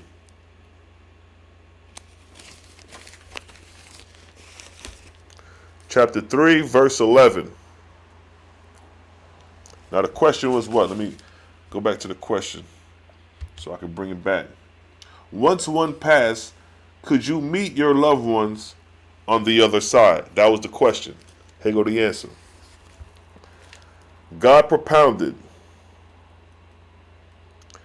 if a follower of the Creator be dead, and his spirit many years in a place of heavenly delight, and his mortal wife die, and she is not a follower of the Creator, what of they? So here's the answer. The members of the decree, the members of the Diva all spoke. Then God decreed the 8th divine law, which was, the spirit of such woman shall not be suffered to go to the place of her husband. For 30 days she shall be kept in a place suitable for her. After that she may visit her husband under guard. But until she accept the Creator's law, she shall not dwell with the husband in heaven, nor with her children in heaven. And if she have immortal children, she shall not be permitted to see them except under guard. See that? So this verse is just describing if a husband be a follower of the Creator and the wife not, she could only visit him momentarily until she takes the oath of the Creator, then she can see her husband and children. But then it's the same rules on the flip side. If a woman be a follower of the Creator, so it's just not beating up the woman. So on the flip side, it states, the 9th divine law was the same wherein, if a woman was a follower of the Creator whose husband was not, for he would be bound by the same law, and thus kept separate in heaven until he accept the Creator's law. And God propounded, if a follower of the Creator have a wife who is not a follower of the Creator, and she have an untimely birth, that's an abortion, whether by accident or abortion, what then of the spirit of that child? On this, all the members of the Diva spoke, and after that God decreed it. Such spirit, now this is the nature of the infant spirit, the aborted spirit. Such spirit shall not be brought to heaven for a season, but shall be fetal on its mother, but shall be fetal on its natural mother or father, day and night, until the full 9 months are complete. And then it shall be delivered with due ceremony by the guardian angels. After that, it shall be fetal the same way as in the 7th divine law. See that? See that? See how Owaspe talks about the nature of the spiritual side? So if you married on earth and your husband dies, it's like you like, oh, you know, I was married in vain. I lost my loved one. Not knowing that on the spiritual side, you can connect with your mate on the spiritual side and y'all can move forward in spirit. If you read the story of Brahma and Utiv in the Oahspe, you will see that play out. The story of Brahma and Utiv is a story of a family, a man and his wife and his kids. That's the whole story is based around them. But the wife dies and the husband dies, and they pair up and ascend together. So, like I said, these are the things that we didn't know. The whole purpose of the Owaspe is to reveal things we don't know about the spiritual world, about the life after death. What happens when we die? You know what I mean? How does what we do on earth play a part in the afterlife? That's what the Owaspe is here for. That's why it's explained so detailed and prep. Because that's what its sole purpose was for. To give us understanding of these things. And that survives. Because it survives. We had said, family, any more questions? Who got some more questions? See if we can pull out from the Oahspe and answer these things. While we vibing out, 2 o'clock in the a.m. You know what I mean?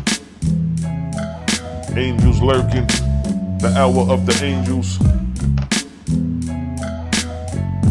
Shalom, shalom, sister. And yes, Sherry's. Yes.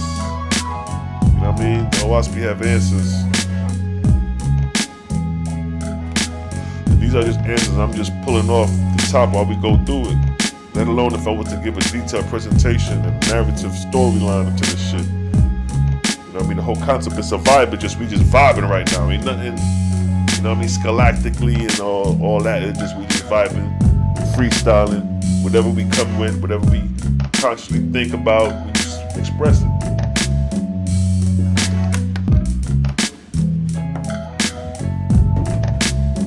Cause it survives.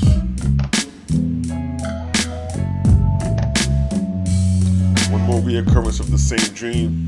That's like that deja vu. I had a deja vu today, actually. That was crazy. I had a deja vu today. That shit had me tripping. I was like, what? I was like, you gotta be kidding me. I mean, it was a glitch in the matrix for me today, yo. Cause it survives. The glitch in the matrix, like the guardian angel switch and shift and shit. It was a little glitch right there and shit. Peace to the family. Angelica, thank you. Thank you in return. See y'all. 23 still chiming in. All the time, family. You done know it survives, yeah? Yeah, man, I'm just enjoying it. This is the hours I be up to. It's like, I'm so nocturnal. This is the hours, now this is the hours. If you want to go see a chariot, if you want to go see a starship or a UFO, go outside right now. I don't know what. Out here it's raining. The cloud is cloudy over here. But if you got clear skies where you at, this is the time to go out there and just stare out the sky. Stare at the eastern sky. Stare straight up. Stare at the western sky. You'll see them chariots. After a while, you'll see them stars moving. You may just see one star just start moving. Not just start moving, but when you see it, it's already in motion, of course. You'll just see that shit coursing way up there. It's like, oh shit, I see it. Many nights I went outside and seen stars coursing. And I'll just watch that shit as far as I could see it. And when you see them coursing, you see how big the vault of the firmament is. You know, as we look up, we know we see how big the vault of the firmament is, but when you see them starships moving, and how small are y'all compared to the expanse? It's like, wow. And for us to see the starship moving, how big that motherfucker gotta be? For we to be on Earth and looking at the stars and see spaceships moving up there with the stars, how big that motherfucker gotta be? It's a vibes. You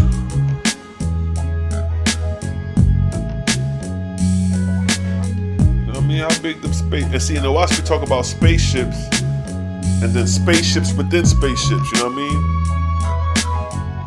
We have a spaceship that shit may be 2,000 miles long, and they got a ship within that ship 100 miles long. Them cigar type ships. Where my UFO picture at? Hold up, not the ancestor. We'll give you the ancestor, but there you go. Ships in the clouds, clothed in the clouds. Just like in the Oahspe in the Bible, it talks about how they clothed in the clouds. And this is a picture I got off the internet, but this is in resemblance to the picture that my man showed me that I took a picture of when he was in right there. Let me get the better picture one. Right there. See my man, that's his picture. He's holding it up so I can take a picture of it. That's a picture of UFOs coming across the border of Mexico, coming into the like Arizona and that part of the region.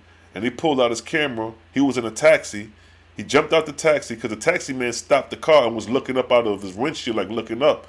And as he seen that, he looked up and seen the ships coursing like how you see it there. But when he seen it, he said he seen it before they put the cloud over the ship. And he got pictures of the actual metallic material of the ship. But he didn't give my man those pictures. He kept those for himself and let him get a copy of these pictures where they're clothed in the cloud. So that picture right there that my man holding is a semblance to this right here. See that? Don't get it twisted. Those are not regular clouds you seeing right there. Those clouds, them dark gray clouds on the far left and the far right, those look like regular clouds.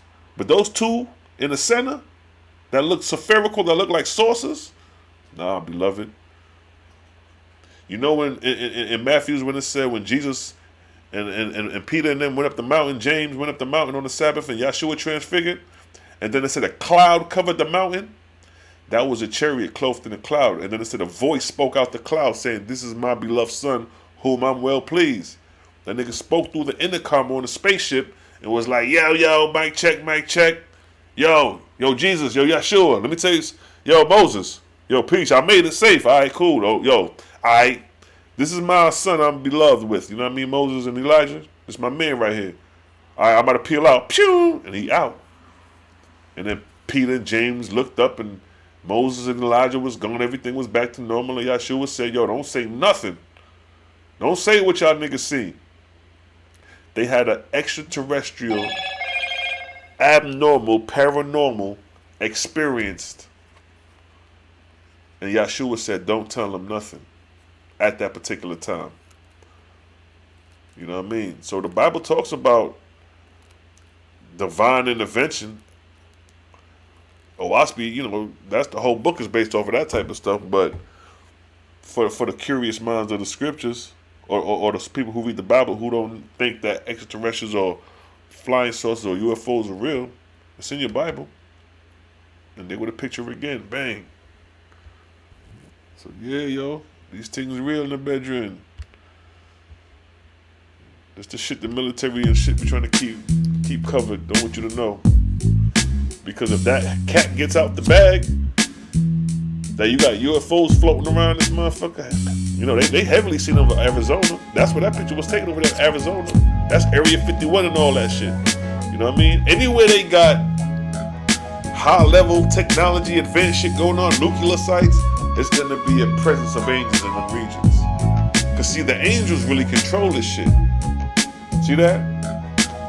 We think we control this shit. If we drop a nuke, we think we control this shit. But the extraterrestrials, the angels that reside in the heavens above, in them second heavens, if shit really hit the fan, they gonna drop them ships down to make themselves known and put our ass in check. The same way When Constantine went to battle and Luamung showed himself, it states the heavenly visitor appeared and everybody beheld them niggas. If we get too out of hand, that we're gonna bring destruction that could cause global change due to our nuclear weapon and our ignorance and beast behavior, animalistic nature and behavior. If we descend to the point where Russia decided to send a nuke at America and America decided to send a nuke and nukes just going crazy, in the midst of that, them ships gonna descend and disarm all that shit within the moment. So let's just say Russia threw 10 nukes, America threw 10 nukes, and I'm talking about nukes that can dissipate. Once these motherfuckers fall, that's it, it's game fucking over. Them angels are gonna descend and intercept the motherfuckers and show their presence to show who in charge. It was Larry King. He had to show it. It showed on Larry King. They showed a missile going up, and it showed a UFO come and shoot a laser, disarmed the missile, and went back up, and the missile just fell out the sky. And what did the Owaspe say? What did the Owaspe say for the 7th era? When Cosmon come in, he said he's gonna disband warfare. Disband? How he gonna do that? You think? Right here. Right here.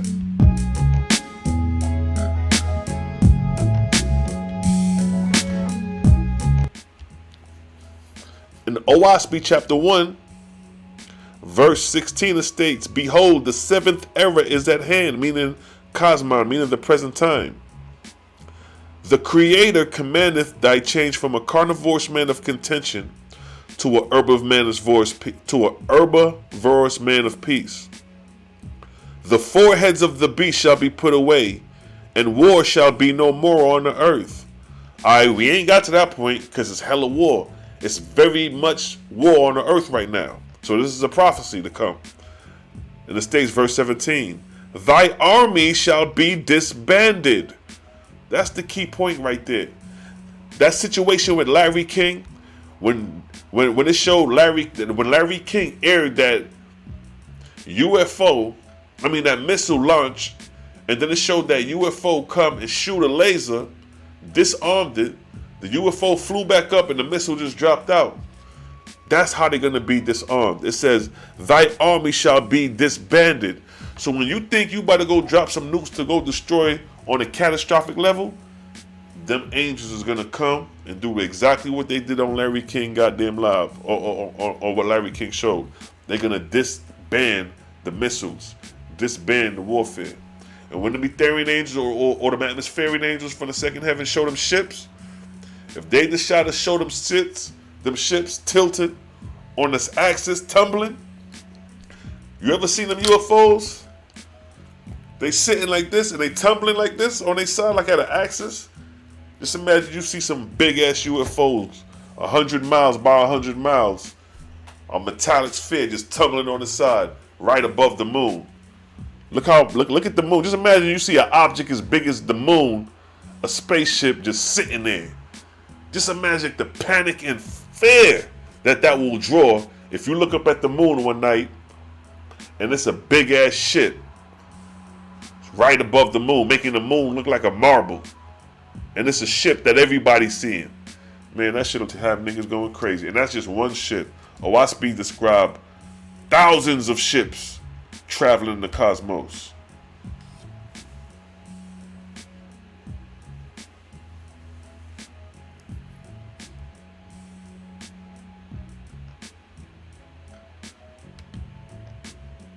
Cause it's a vibes.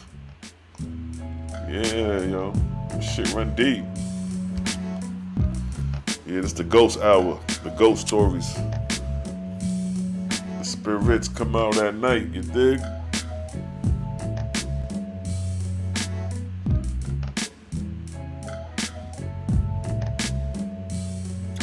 That's facts, yo.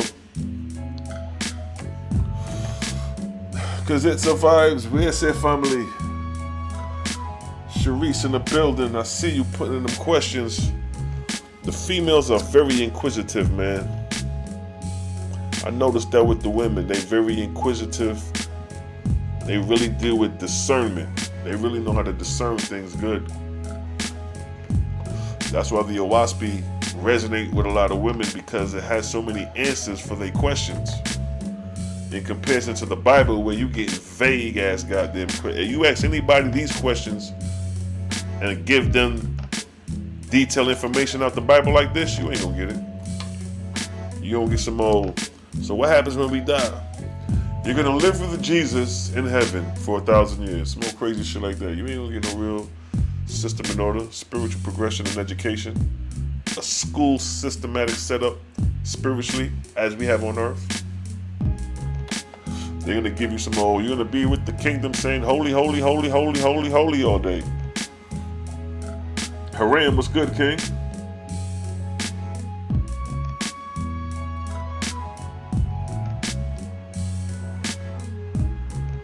Right, another good movie where they showed the heavens, a place in the heavens, is the movie Clash of the Titans.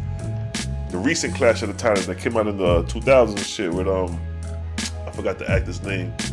The actor who played the Clash of the Titans, he was playing one of the gods. He played in the movie Taken. Have you ever seen the movie Taken 1, 2, and 3? The dude who had to get his daughter back in Taken, that cat. He played in Clash of the Titans. He was playing one of the gods. But if you notice in Clash of the Titans, when the gods were sitting on their thrones, you notice that it was transparent. You see that? They were sitting on a transparent ground where you could see the earth from where they were sitting at.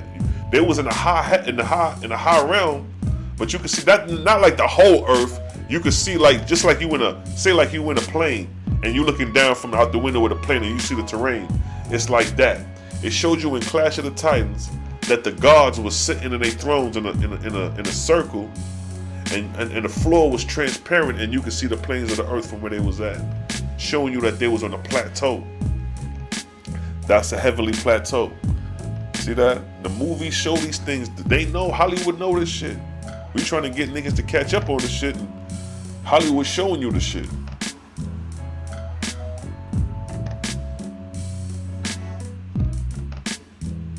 No answers in the Bible at all but slavery. That's all the Israelites preach. Esau is going into captivity.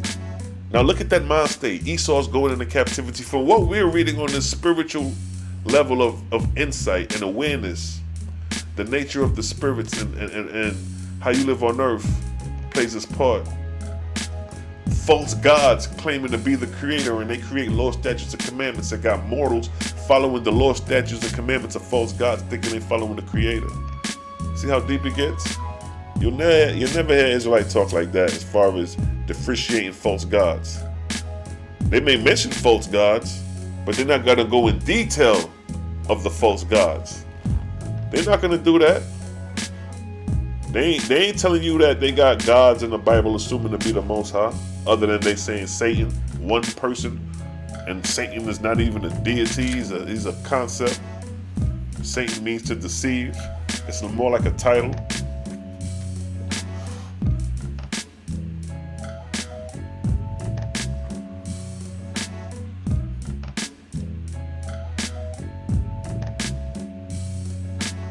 Yes, it survives, Ice Cold Kufa, you still in the building? I see you, King. Yeah. So this thing is deep, yo. The spirits of the dead that die on earth, they become, as they advance in the heavens, take on positions and titles as guardian angels. And when they advance more, they take on positions as Lord, Lord God, and God. You know what I mean? The door is open for you to be a God. The Creator may one day call you to sit on a throne and be a God of heaven and earth. Not this necessarily earth, but another inhabitable earth in time to come. Yeah, yo.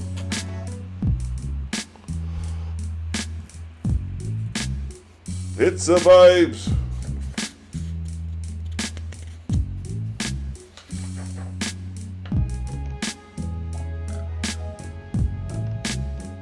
It survives. Yeah, this shit's sweet, man. This shit's sweet. We safe, we protected, yo. Ain't nothing to fear. It gets better from here.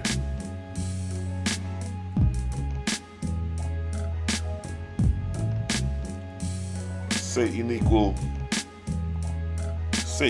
self. Is that you were trying to say? Because in the Owaspe, Satan equals self. Satan is the self, the Jedi. But yeah, man. Hollywood know. They know. They playing on the high level. They playing on the high level. They playing on the high level of spirituality. And you can't be no Israelite playing on a low vibrational level of spirituality. And you talking about you the chosen. You got to step up your spirituality. You got to get you in Owaspe and raise your vibrational frequency so you can know what's going on with these false gods, how they moving, so you know how to navigate and avoid them, and how to identify with the Creator through the righteous works of true God and His holy angels. So you got the holy angels of true God, rightful ruler of heaven and earth, and then you got false gods out here claiming to be the Creator.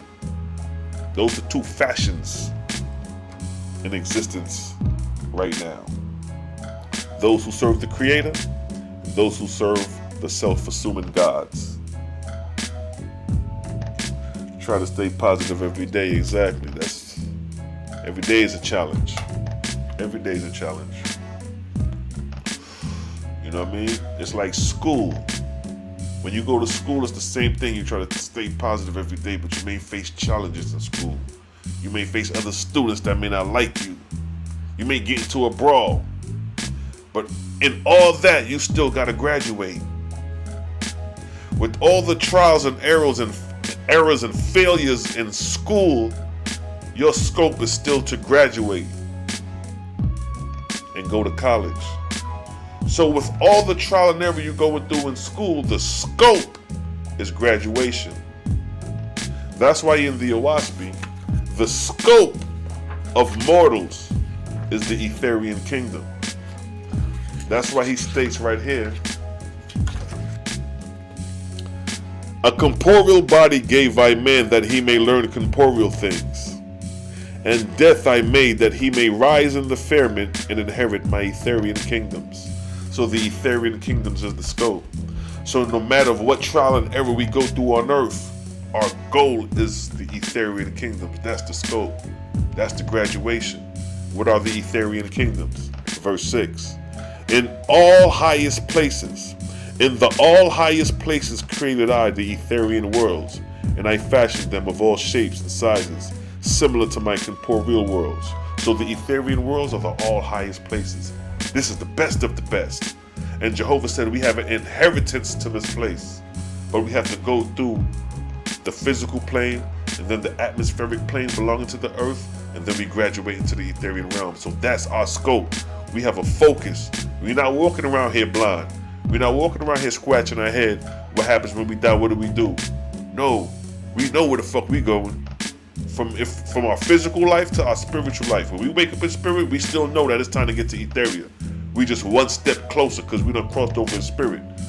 The physical body is the first experience. Getting familiar with physicality. And then when you shed this body, that's one step closer to your progression or to your inheritance, which is the Etherian realm. The Etherian realm is your inheritance. The Creator gave that to you. That's like your parents saying, when you graduate from high school, I got a Range Rover sitting right there for you. Looking at the Range Rover, you like, damn nigga, that's mine. I just gotta graduate 4 years of college. 4 years of college or high school, and that Range Rover is mine. So now you got a scope, you got something to focus on. So whatever trial and error you go through in school, you know your scope is to graduate so you can get that Range Rover. So whatever trial and error you go through on earth, your scope is to graduate so you can inherit the Etherian realms. See that?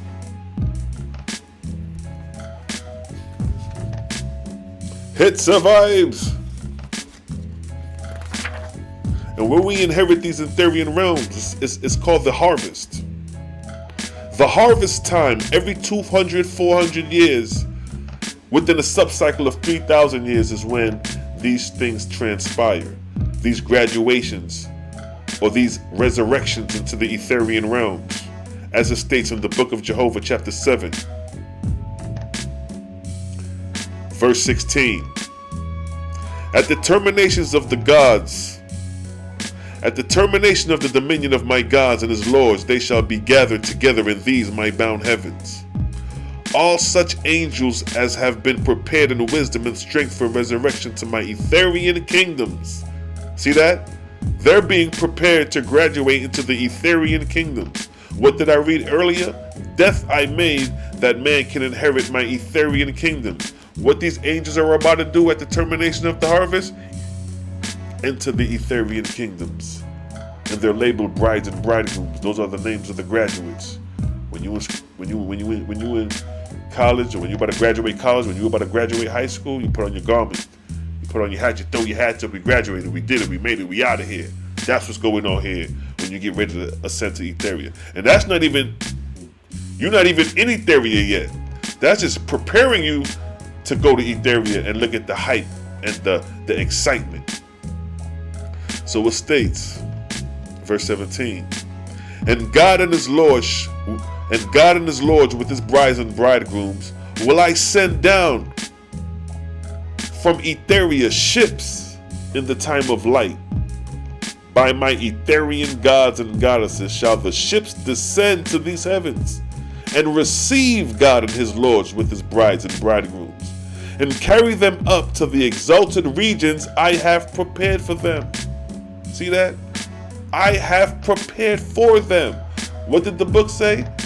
Death I made that man may inherit my Etherian world. To inherit something means that is yours. If your grandmother said, yo, you're gonna inherit this land, what that mean? That mean that shit is yours. So Owaspe is saying that, Jehovah is saying that after death, your scope is to rise into the Etherian realm, because that's your inheritance. That's your birthright. Your birthright, just because you have come into creation and you have a birthright to the Etherian realm. And in the Oahspe it says, by my Etherian gods and God shall the ships descend to these heavens and receive God and his lords and brides and bridegrooms and carry them up to my exalted regions I have prepared for them. See that? And all such ascensions shall be called a harvest unto me through my God and his lords. And the time of my harvest shall be according to each light, which is 200 years, 400 years, 600 years, 500 years. And these shall be called my lesser cycles, because they are the times of the tables of prophecy, which I gave unto my servants. See that? So we have the tables of prophecy when these events will take place, when these Etherian ships will descend down, where we will behold them. You think a ship 100 miles by 100 miles descend to these lower heavens and we ain't gonna see it? The next descension is gonna take place in what I just read is gonna take place in 2048, where the Etherian ships is gonna descend down to collect the angels that are gonna ascend in 2048, because 2048 is the first 200 years after Cosmon. Because like the verse said, it says, when these harvests is gonna take place. So it states here again, it says what? All such as ascend shall be called a harvest unto me through my gods and his lords. And the time of my harvest shall be according to each light, which is 200 years. Let's stick with that. 200 years. 1848 was the birth or the beginning of the 25th arc cycle right here. All right, let me get the pick. Boom. So this is the birth.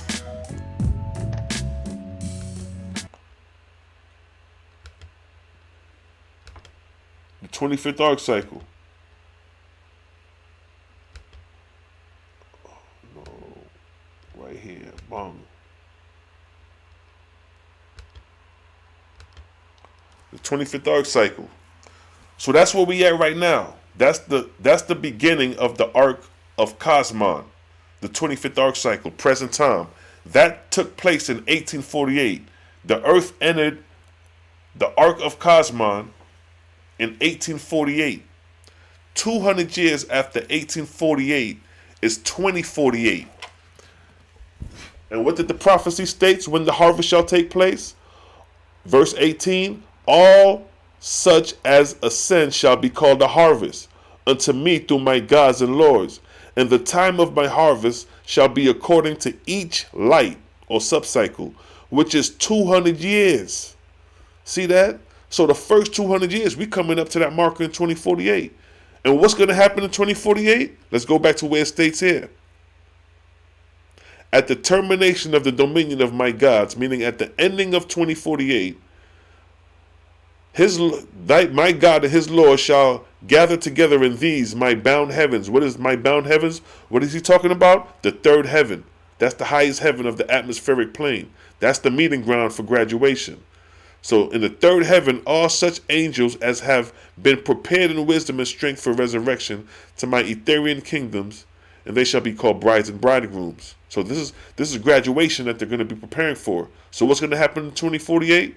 Verse 17. And to God and his lords with his brides and bridegrooms will I send down from Etheria ships in the time of light. See that? In the time of light. When is the time of light? 2048. What's going to be coming down? Etherian ships. By my Etherian gods and goddesses shall the ships descend to these heavens. See that? To these heavens. Earth got 3 heavens. The highest heaven is the exosphere, or the third heaven, a little beyond the moon. So the third heaven is a little, or the bridge of the vortex, the outer extreme of the vortex is a little beyond the moon. So when they descend to these lower heavens, they're going to be visible. They're going to be in view. So it says, by my Etherian gods and goddesses shall the ships descend to these heavens, and receive God and his lords with the brides and bridegrooms, and carry them up to the exalted regions I have prepared for them. And all such as ascend shall be called a harvest unto me through my gods and his lords. And the time of my harvest shall be according to each light, which is 200 years, 400 years, but we sticking with the 200 years, because 200 years after 1848 is 2048. So what year are we in right now? We in 2022. 2014 to 2048 is the last 33 years, or the last generation, which is going from 66 to 99.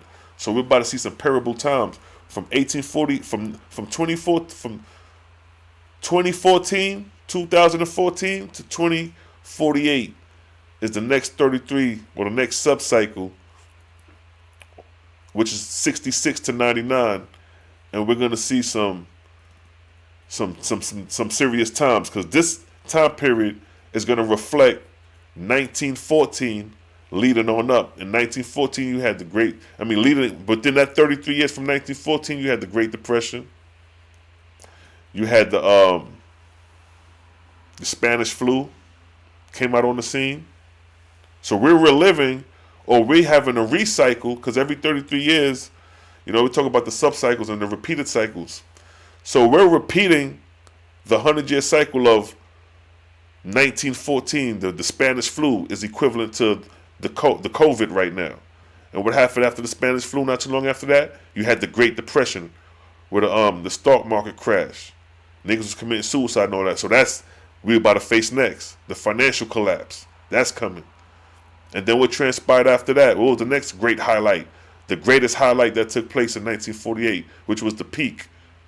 The Roswell incident.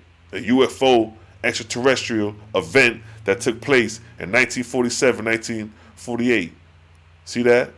So 2048 is the 100-year period from that point, which is going to be parallel to another extraterrestrial activity event. All this is based off the timetables of prophecy. Once you understand the timetables of prophecy and you understand the subcycles and how the subcycles repeat events. But that's a whole nother video.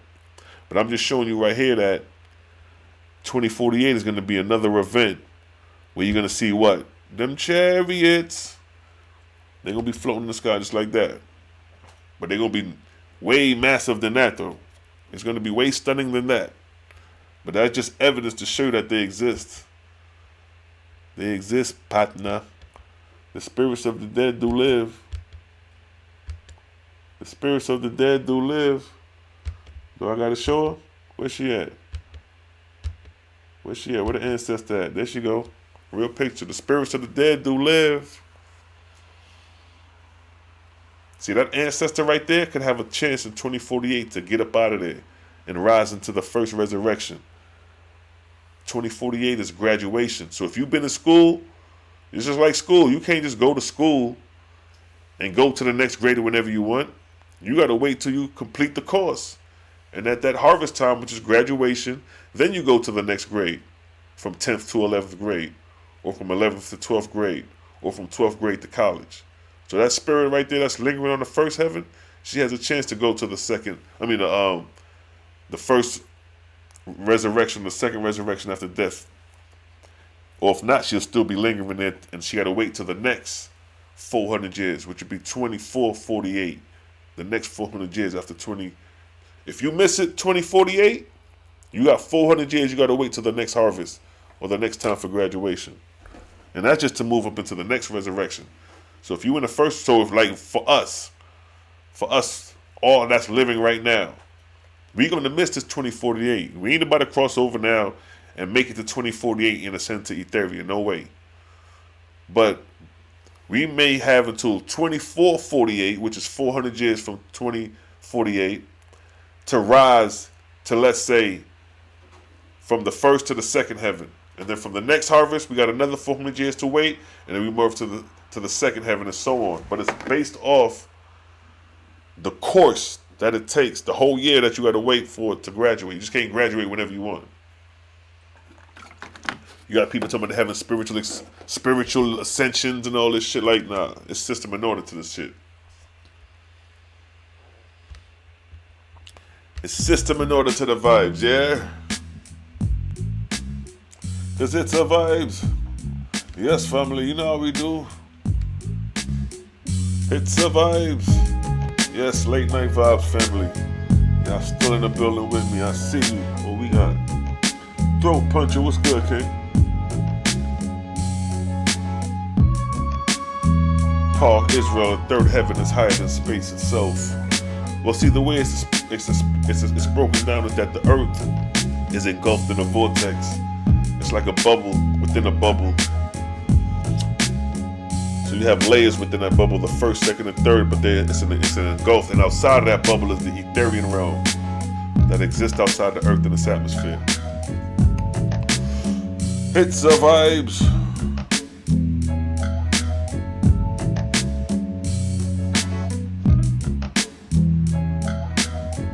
True indeed, King. Throat punch. I'm reading the comment.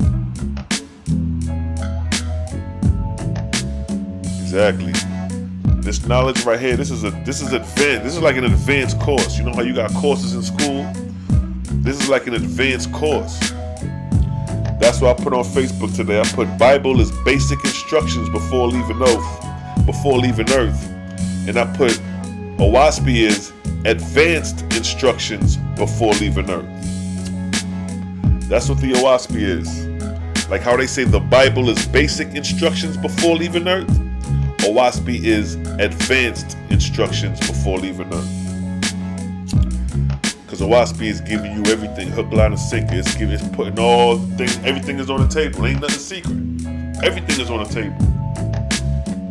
It exposed all the secret plans that the false gods had to take over in the lower heavens.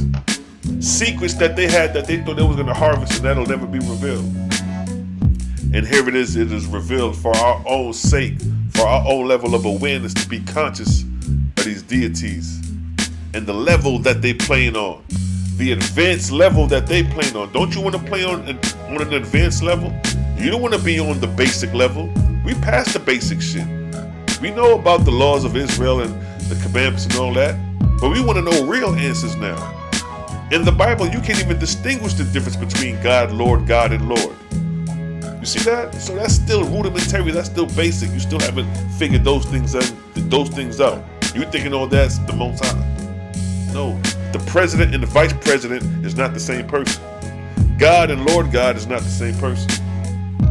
You got to put things in perspective. But the Bible doesn't have those perspectives because the Bible doesn't lay out the heavenly kingdom. The purpose of the Owaspe was to reveal the heavenly kingdom in its proceedings. And for you to be conscious of the life after death. And to show that it's not spookism. It's all based off cosmological science, natural anatomy, solid, liquid, and gas, the basic principles of life.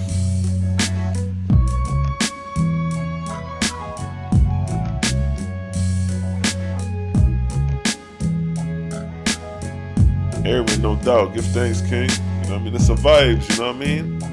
That's why I say it's a vibes, yo. Because it's like we dealing with direct inspiration, you know? The Creator talk about direct inspiration and indirect inspiration. This is indirect inspiration. Verse 26, behold, I will make a willing service on your part, because ye have bound yourselves affection on the earth to your own kin, ye willingly become guardian angels over mortals. What I just read, that's indirect inspiration.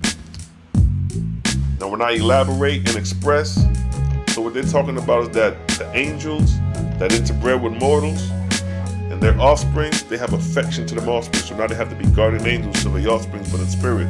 I'm speaking to you in direct inspiration now. I'm speaking to you as the Creator flows through, and it's coming to you as it is. That's direct inspiration. When it comes direct, with no book, it just comes. When the Owaspe was first being channeled, when John Newbro was doing this, that was direct inspiration. The line was coming direct. But when it was done and they took it to go get it printed and we got to read it, it's indirect inspiration. It's not that direct. It only becomes direct when you speak straight out the source. When the book is closed and it's coming out the brain direct, that's when the Creator speaks. That's when the Creator speaks to you direct. The Creator don't speak to you. You speak a verse and then you try to remember the verse. When you speak and you just let it flow, that's direct inspiration, you know. The Book of Inspiration is a cold-blooded book too.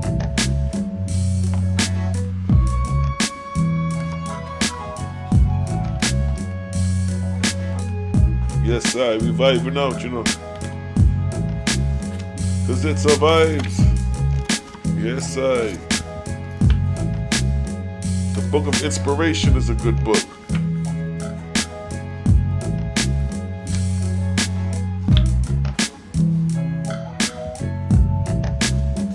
It's a vibes.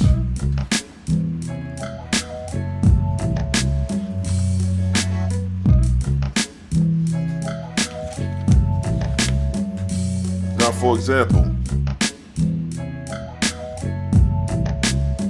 it's a vibes. It's like that shit is an automatic statement when the damn beat drop right there. But for example, when we dealing with inspiration,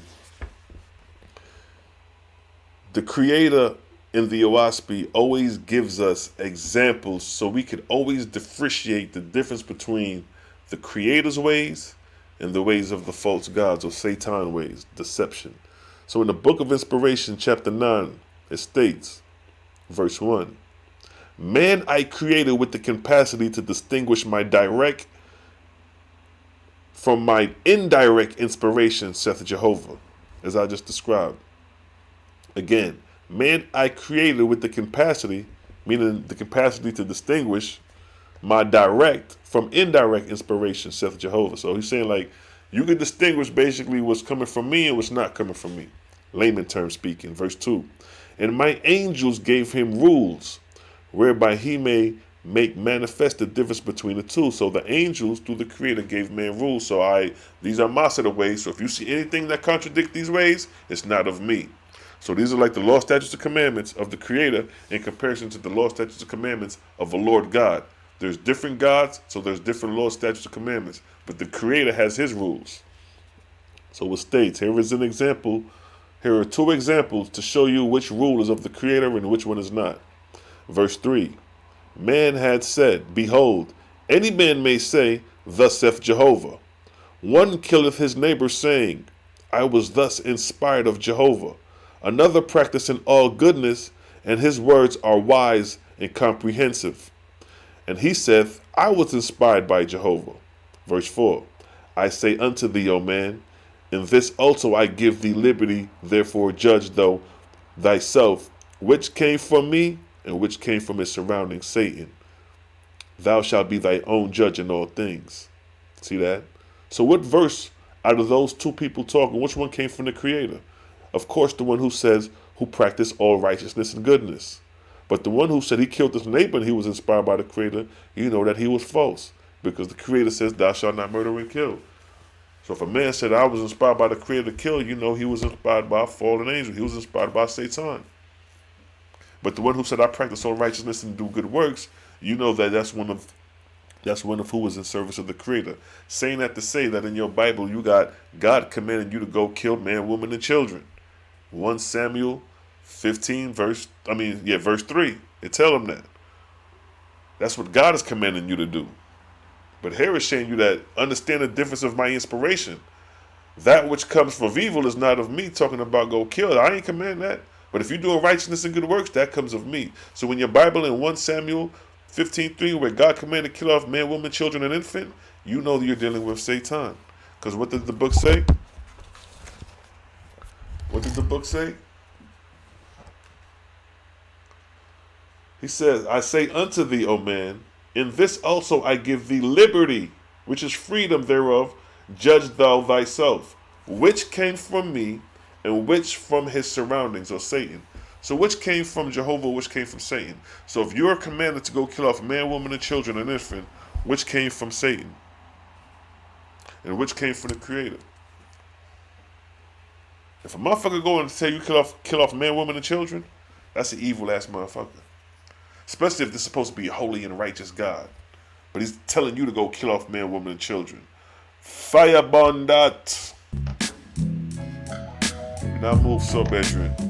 Because it's a vibe. So Oahspe is showing you constantly distinguishing the Creator from these deceiving false gods and deceptive ways. It's a vibes.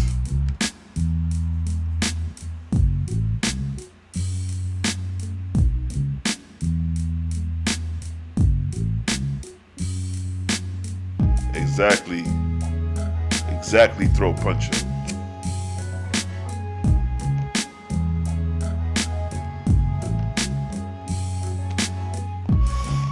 Yes, family, it's a vibes. Late night vibes, see that? We got the spirits of darkness learning right now. The angels that are out, the spirits of darkness that's supposed to be out there doing evil, they over here learning right now. We uplifting the spirits of darkness. Because if your duty is to serve those beneath, it's the spirits of darkness that are beneath. Those are the ones who need help. What methods and strategies can you help assist the spirits of darkness? First, bringing them back to the Creator by simple dialogue like this. Because in the Owaspe, half of this is debates about the Creator. The false God full out of belief into the Creator. And then true God and the false gods have a debate about the Creator. True God is like, nah, bro, you know the Creator real. Why are you falling off? Man, the Creator just a thin air. You know, I know that light, and when we see that at the ark was all cool on, but look now, 300, 400 years later, I ain't seen no light since then. It's a debate. It's a bickering back and forth. It's dialogue amongst good works or amongst bad works if you're dealing with the false gods, if you're dealing with death and destruction, death and warfare. If you want to know who's inspired by the false gods, those who inspire death, destruction, and warfare.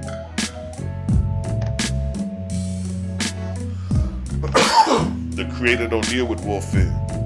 The Creator is against warfare, but He will allow it to play out because you are responsible for your own being.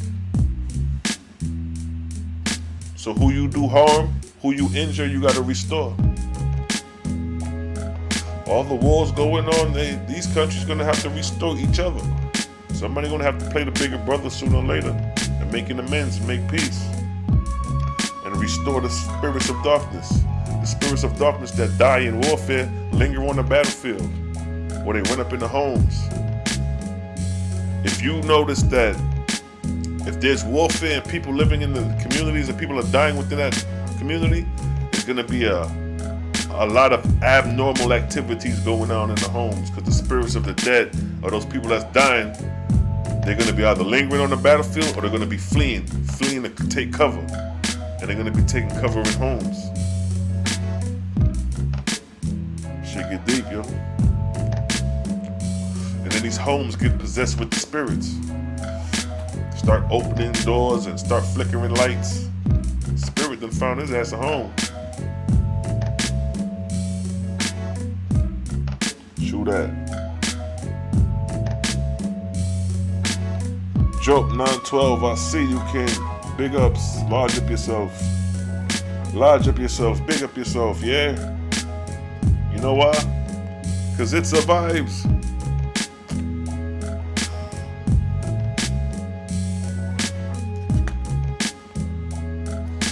We're going to vibe it out. We're going to ride out into the cosmos. Let's ride it out into the cosmos. Let's see what the cosmos looking like. Oh yeah. It survives. The earth I created so man can learn corporeal things, but death I made that his spirit may rise and inherit my Ethereal kingdoms. So let's rise.